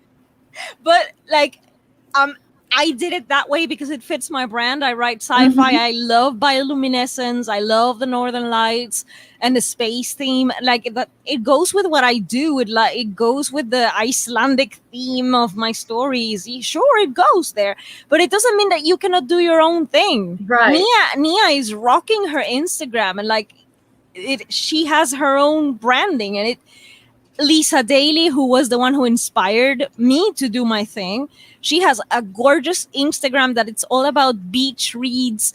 It's like she lives in Florida or something, and she has all this beach summery romance color palette. So pretty. It's oh, you found it. So yeah, you see, you can do your own. And yes. A beautiful feed is not going to guarantee that an audience is gonna come to you flocking, like, not necessarily, but it's a great step for Instagram, which is a visual platform, which was the reason why I was so intimidated for such a long time to go there, because me blind. So how can I do that? My answer was to organize my content in a way that I can understand what the crap am I doing with a purpose. And then it would also become visually appealing to other people. It will also enhance your branding. So when you post something and they see in the sea of posts in their timeline, your color palette, your style, your aesthetic, whatever, it will come out, it will jump. It's like they know in just a matter of seconds that it's your post, because it's your established aesthetic. So once I understood all those things, I did what I did there. But it doesn't mean that you cannot have it. You can, absolutely. And what about posting pictures? I like to you do all graphics. I want to post my whatever. Lisa Daly is a great example. She posts pictures of herself, and it's a part of the. Nia also does. Nia has pictures of her Twitter or of her upgrades, and I cannot see your pictures your salad and your plants and that kind of stuff. You have pictures of other things that you can put as part of your brand. So you don't have to copy me. You just do your own thing that goes with your genre, with what you write, that looks great and will tell your audience, whoever finds you there, peers, readers, both, the visuals that you use will tell them what you're all about. What are your stories about? So, well, at least I hope I'm trying. So if you have any questions about it, I saw someone in the comments saying that they hate their phone. You can do this from a laptop. That's why I mentioned the scheduling apps. And some of them have free versions that will auto post for you. So you can do it without your touch screen. You don't have to go on your touch screen. You can just plan ahead and you will have an Instagram up and running. You can also do this for Twitter, by the way. There are some social media apps that manage your Twitter as well. So if you want to post a bunch of funny and witty quotations and memes and whatever, you can do that ahead of time for Twitter as well. Absolutely. Oh, wow. Who's this? Those Sarah Sutton. Oh, yeah, hers is nice too. She has reels for people to check out, to look at. They're very mostly writerly focused. Nice. So you see, you can do this kind of stuff. It will bring you community. It does for me. And if it's working for this blind person on Instagram, I think it can work for all of you. But you just have to be a little, not like me. Don't overthink it. Don't overdo it. I am an exaggeration because I'm compensating for my lack of eyesight. But you just need to be a little bit introspective. Yeah, that's the word, introspective. Realize who are you in a visual sense and work it. It's possible. Yeah, and for me, I wanted if someone, because I write in 3 main genres. So I write in historical fiction, sci-fi, and fantasy, but I also like elements of mystery and supernatural. So I was Love like, it. what could I do that kind of encompasses? So if you're a fan of historical fiction, you can go to that and you can see the font that I write in. It's very cursive, very traditional with the little book and everything. But my colors are definitely more sci-fi fantasy with the bright purple. Exactly. You know, so trying to make it, I have to find a way to make the things blend that don't necessarily blend.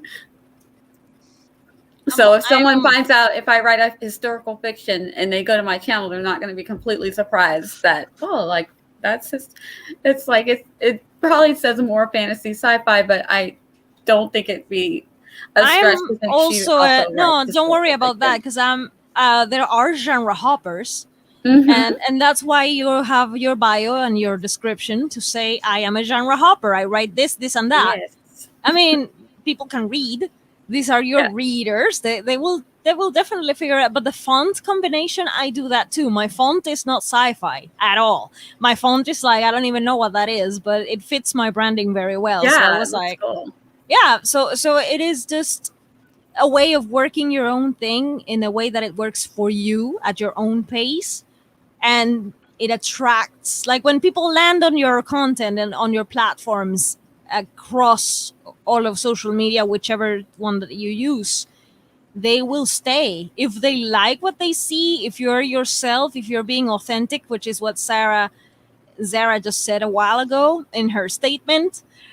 If you're authentic, if you're really honest about whatever it is that you're sharing with your potential audience, they will stick around.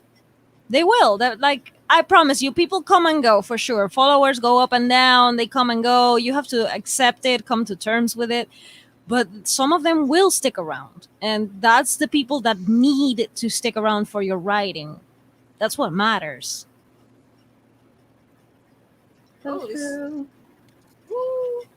What's that? Oh, it's one of my posts. Yeah, it's one of your reels. Oh, my blind. Cool. Oh, yeah, the blind reels. The blind reels. Oh my god, I hope I think that's fun. Thank you. So yeah, So did you make your reels in Canva? No, those are made on the Instagram Reels platform itself. Okay. The blind reels, the ones that are more elaborate, like the book promo that I did for a Bookstagram friend, that one of course was made on Canva. And a little bit the video editing app that I use that's called KineMaster for like the animation effects. Sure, but like for the blind reels, Instagram Reels, just inside the reels you can add text and you can control the length of the text in the video. So for the more elaborates, I do other things. Sure, I use Canva and other apps, but for simple things like the blind reels, just Instagram. So we need to do a boot camp. Yeah, on your blind reels, can you do a voiceover? Yeah, you can. Nice. The sound is on. Like I didn't have it shared. Like I always have sound turned off. Yeah, but there is sound. I am talking there. And I added the captions obviously for people with hearing impairments. So that's why I add the text. Otherwise it would be just completely blind. It would be just black. Mm-hmm. but I added the text because hey, not everyone is watching with sound on. And not everyone can hear the sound. So I'm like, no, let's try to be inclusive in some way and just add the freaking caption somehow. There is a caption for some of you in America. There is the captions feature that just rolled out. So you should have it at some point. I don't have it. I'm waiting for it. It's also on TikTok. So you can the captions will be like automatically added to your thing. So this one is actually an upload of TikTok. So I have some TikToks that I did of some of my microfictions. So I could probably just upload them here. Use those, download them or however from TikTok. I recommend you not downloading them directly from TikTok, or use an app that can remove that TikTok watermark, because Instagram is jealous and they don't like to, it will kind of yeah, don't want to get it pushed to the back because IG sees TikTok on it. Because I like the TikTok app being able to put subtitles on it. Instagram is rolling that feature now. They are coming with it as well.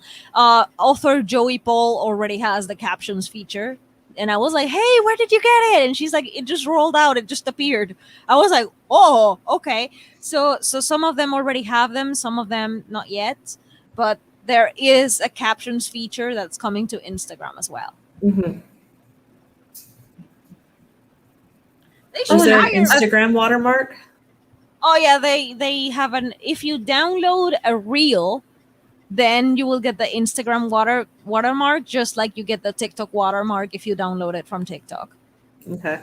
I mean, you can repurpose, no problem, but the algorithm is gonna kind of impair the reach a little bit. So for that, there is, like, I don't remember now how I found it, but I did find a free Windows app software. It has to be straight out of China. That will, fix that for you with the TikTok. Yeah. There are softwares that will take away the watermark for sure. Like this one I found that it works well though, is Pico Pico's Pico SMOS. And yeah, it actually has there specifically remove watermark. Mm-hmm. And that's this has got to be straight out of China. If you see this thing. But yeah, Instagram does not like to, mention its it is straight out competing against TikTok. It's a competition of social media. Just like YouTube launching the shorts, it's the same. It's a competition of TikTok. Everybody wants a piece of that short form content pie. So, but the same reason why Instagram doesn't allow links is because they want you to stay within their environment, so they do not want to let people go to other websites. Definitely. They are a profit, they are a business, so they are trying to, make the most out of their platforms. Mm-hmm. But since TikTok was blowing up and everybody was doing TikTok, now everybody wants a piece of that content pie. What are the young people interested in? We want their disposable income. Yeah. Sure. It's like, oh, the young people like fiction done in a series form. Let's do Bella. Because apparently the young people like Ice Planet Barbarians. Very nice. All right, so I am very happy to know that this has been really helpful, and like I always say, do what is sustainable for you. This is why I have been slow with the YouTube content. I never said I'm abandoning YouTube, but producing a video, like recording a video. No, wait, back up. Rehearsing for the video, then recording the video, then editing the audio, then putting the audio together with the video, editing the visuals, producing the video, rendering the video, uploading the video, adding the description. Dude, I can go on. It's going to take me a lot longer than batching a bunch of Instagram content with a template that I already have designed, adding a few captions here and there, and scheduling them one day of the month. It's a lot more sustainable for me, and this is why I decided this is what I'm going to do from now on. And YouTube is going to be more for my shorts and for example, the chronic illness tag by Megan. I'm going to work on that because that's something I want to do. So I'm going to be on YouTube, but a lot more sporadic, not really giving a damn about the algorithm anymore, and just sharing when it's something I have to share for YouTube specifically, because it is more sustainable that way.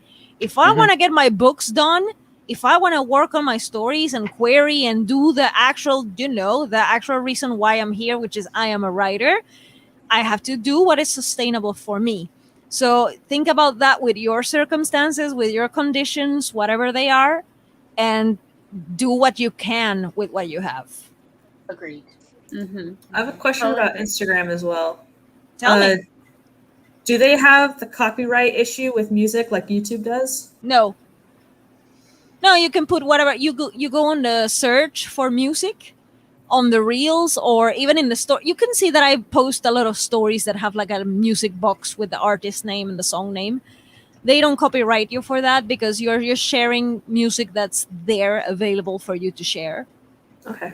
I have the Music Monday. I just posted about that in the Music Mondays feature that I do on my content planner. I have Music Mondays, and I link inspiring music like Björk's song, and I just added a quotation. Of course, I said it's by Björk, and I talk about her on the caption, and I say she inspired my books. And then in the stories feature, I shared that post, and Björk's song is in the background. So, they don't copyright me for that because first of all, it's already there who's the singer in the music box thingy that you can add.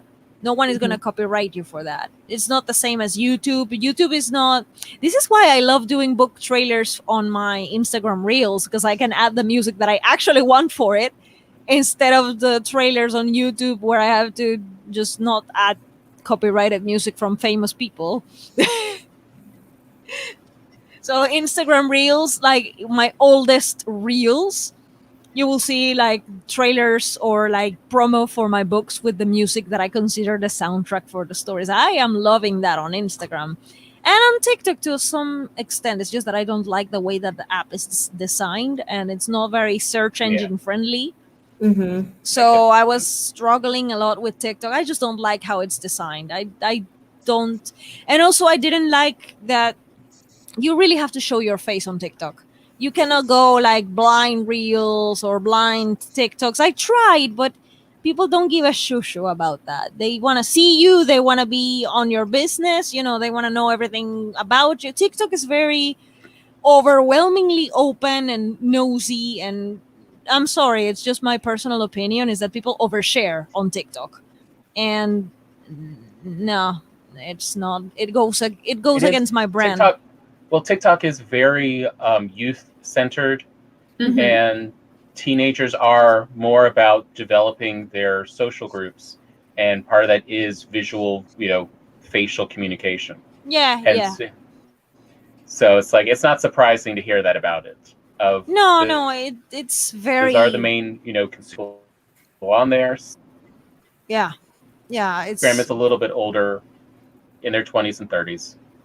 Yeah. No, I really don't. I don't enjoy going through the For You page, and it's so much oversharing. It's like I don't even know this person. Why am I hearing about their problems with their family and like what the? No, I'm sorry. No. It just did. I just didn't like it. The algorithm is kind of crazy and shows you whatever it is that they want to show you. You don't have control over it. You have to scroll and scroll and scroll and scroll until you find something that's of your interest. I hate that. I'm sorry. It's once again too time consuming. I'm a writer first. That doesn't work. And then for it'll me. be like one of a 2-part, and you can't find the second part. Yeah, those are the worst. Yeah, no. That's I hate that. I hate that. It's too much of a hassle for me with what I want to do, with what my brand stands for. I do Bitmoji. I don't show my face, or rarely, or I show my face in stories because stories disappear after 24 hours, and I'm okay with that. I can show you who I am, just not all the time and not always. And I don't want to tell you what's my family situation and share about my house problems and like, oh, come on, please. I'm sorry, no. TikTok has been really overwhelming. I don't like it, but I can say I tried. I went there.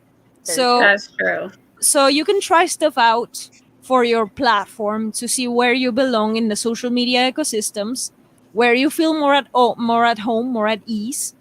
If you use a phone more than your laptop, if you use your laptop more than your phone, there's always a solution. They exist. Yeah. So All right. Well, And on Yeah. the subject of how this ties in with building your community, this is the kind of information that you get when you build a community. You're not just left out to sea to figure it out all on your own. Right. To mama. You have this community, and we've talked so much more off the camera. When you build a community, Yes. you have that. You have that connection. You're not just browsing how to grow on Instagram videos on YouTube, which are Right. kind of like more of the same. And they tell Sure. you have to please the algorithm and you have to post 3 times a day and you have And to they do only this. give you so much of the information because they really don't want you to grow. They really want you to keep coming back to Their content. their content. Mhm. and it's They- and as they- we and by the way, guys, we're over 4 hours now. Oh Yeah. my. So Yeah, yeah, it's like we're so I probably- thought might be ready to wrap up. Mhm. Aren't we all glad that we're going to be repeating this in 4 Yes, weeks? next month. Woo! Yes, in 4 weeks. We will be So doing this whatever exact new same stuff thing. we learn, we can also bring as well. Yes. Hopefully. Yes. Yes. Would anyone Yep. like to do last words before we do outros? Any final thoughts that the chest needs to get out? Me, quickly. Don't Okay. be afraid of not finding your people. If this blind person can find their community somehow, somewhere, you can do it. Agreed. It is possible Yeah. for everyone. Anyone Last else word have any? I have is know the 2 separate communities that you're trying to build, and make sure that you're giving something to both of those communities and whatever venue you decide to give that to them. But understand that your author to community is not necessarily going to be the community that buys your books. They might, but you can't have that expectation that they're definitely going to. So if you have 1,000 AuthorTube subscribers, that doesn't mean whatever the translation is into some number of subscribers to who's going to buy your book. Know that might be less if you're in AuthorTube, because an AuthorTuber, it might be someone who reads and writes in one thing, but you write in something different. But they support you in your writing of nonfiction, but they aren't going to buy your nonfiction book.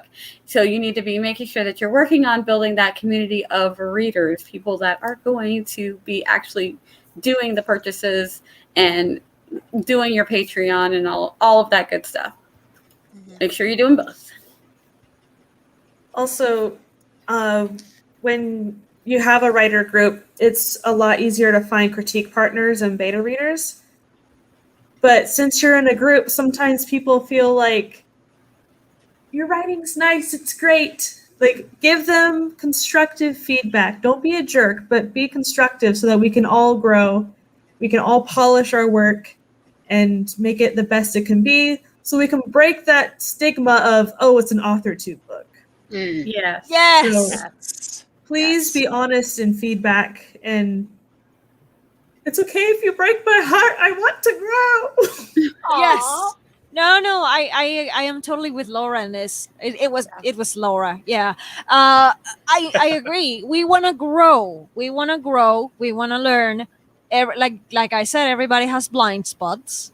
Tom, that was you. Sorry, but in reference to what I was talking about, we all have a thing that we miss, where we miss the mark. We have stupid moments. We have impulsive moments. It's great to have a community that can call you out on your bullshit gently and give you constructive criticism so you can build your platform and grow from there.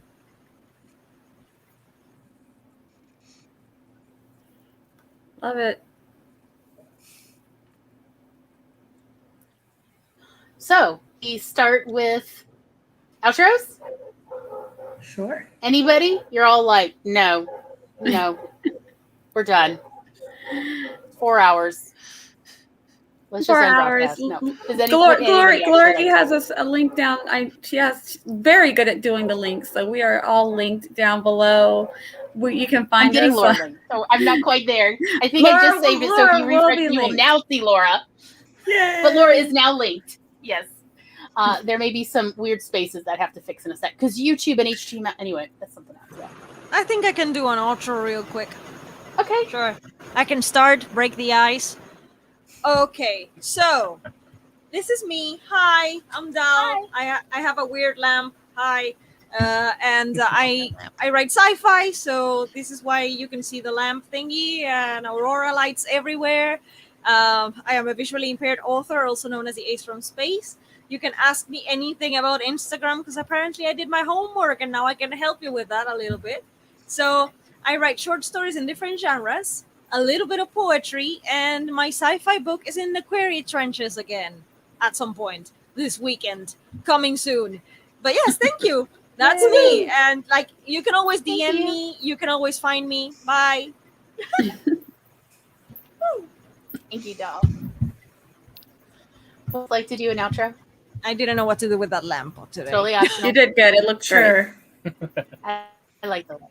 All right, I'll go. Laura, you want to do? Try. Oh, Laura. Yeah. Good. Okay. My name is Laura Nettles. Please follow along my adventure. I had 2 stories come out in anthologies this month, and I was interviewed on a podcast, and it was really fun. I have stuff on my website, lauranettles.com, if you want to read some of my writing. I'm working on doing a horror collection to be published next year, and I will be attempting for the 3rd time in 3 years to draft this adult sci-fi novel. So You can do it! please follow and I believe in support. you! Yay! That's it. Okay, You got this, Laura. you got it. All right. It's Anybody so else? complex. Anybody else up for it? Yeah, really, really quick because I want to mention the kickoff. I forgot about it. Okay. All right. Hi, my name is Nia, the Vixen of Fiction, here on YouTube and on Twitch and on Instagram. On the 1st, I'm going to be doing a Camp Nano kickoff. So if you want to get some writing done and get a good start to your Camp Nano, join me for the kickoff. My channel is linked below, and I have a couple of new videos out on getting back to books for those of us who do a lot of writing and don't have a lot of time, but we need to read. So. Yay! Thank you. Carrie, how you feeling? Yeah. Okay. I'm Carrie. I have been working on my fantasy series for a long, long, long time. So I have my YouTube and Twitter and Instagram, and I talk about juggling, wanting to publish, and being a mom, and planning on publishing in 2024.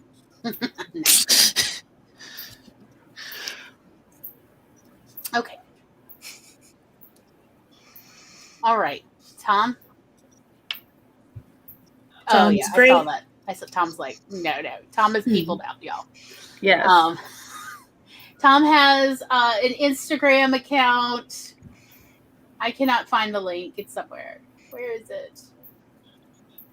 Like I can literally find everyone else. Oh, there we are. Haha, there. Haha, did find it. Deal with it, Tom. And Tom has Instagram and Twitter accounts. It's all great and lovely. He does hot takes and book reviews when he is feeling up for it. And yeah, it's great. You should all totally check him out. Okay, I will put myself in the hot seat, despite the fact I do not want to be. But here we go. Hi, I'm Glory, and I just made Twitch affiliate. Thank you so much. Thank you to everybody. It took a community to get me here, and I'm very grateful. And now I will then figure out what to do with my Twitch affiliate status. So come with me on that journey. Together, we will figure it out. I may even show you as I try to make emotes. I don't know. Every Monday at 4 p.m. Eastern, we do this thing, and we're going to keep doing this thing for writers through the month of July. You're going to love it. We're having a ball. And then on Thursdays, starting at 3:30 p.m. on Twitch, I do the Coffee Bunny Cafe with Cat Leo and various members of our lovely creative community. We alternate. This Thursday, we'll be doing it over at Cat Leo right Twitch. You're gonna love it. The belt, I think, is about to be done, y'all. So if you would like to see the completion of the belt, as well as I will bring most of the outfit, I still don't have the petticoat. We're still fundraising for the petticoat. If you'd like to check out my coffee account, the link below. And I will show you as the belt comes together. It's going to be lovely. It's going to be great. People are going to be making things. It's going to be great. And also, we do eat there. So if you're in the mood for social eating, come join us on Twitch. And yeah, that's all. I can't remember anything more. I too am tired. So thank you all for coming. It has been super lovely, and I'm so glad you all came, and so glad so many of you stayed with us for 4 hours. It's been amazing. We will see you Thursday or next week, or who knows, because I may start streaming as I play Steam games. Apparently people enjoy my snarking about tiny little bits of code walking around pretending to be medieval. So thank you for coming. Bye-bye, everybody. Bye.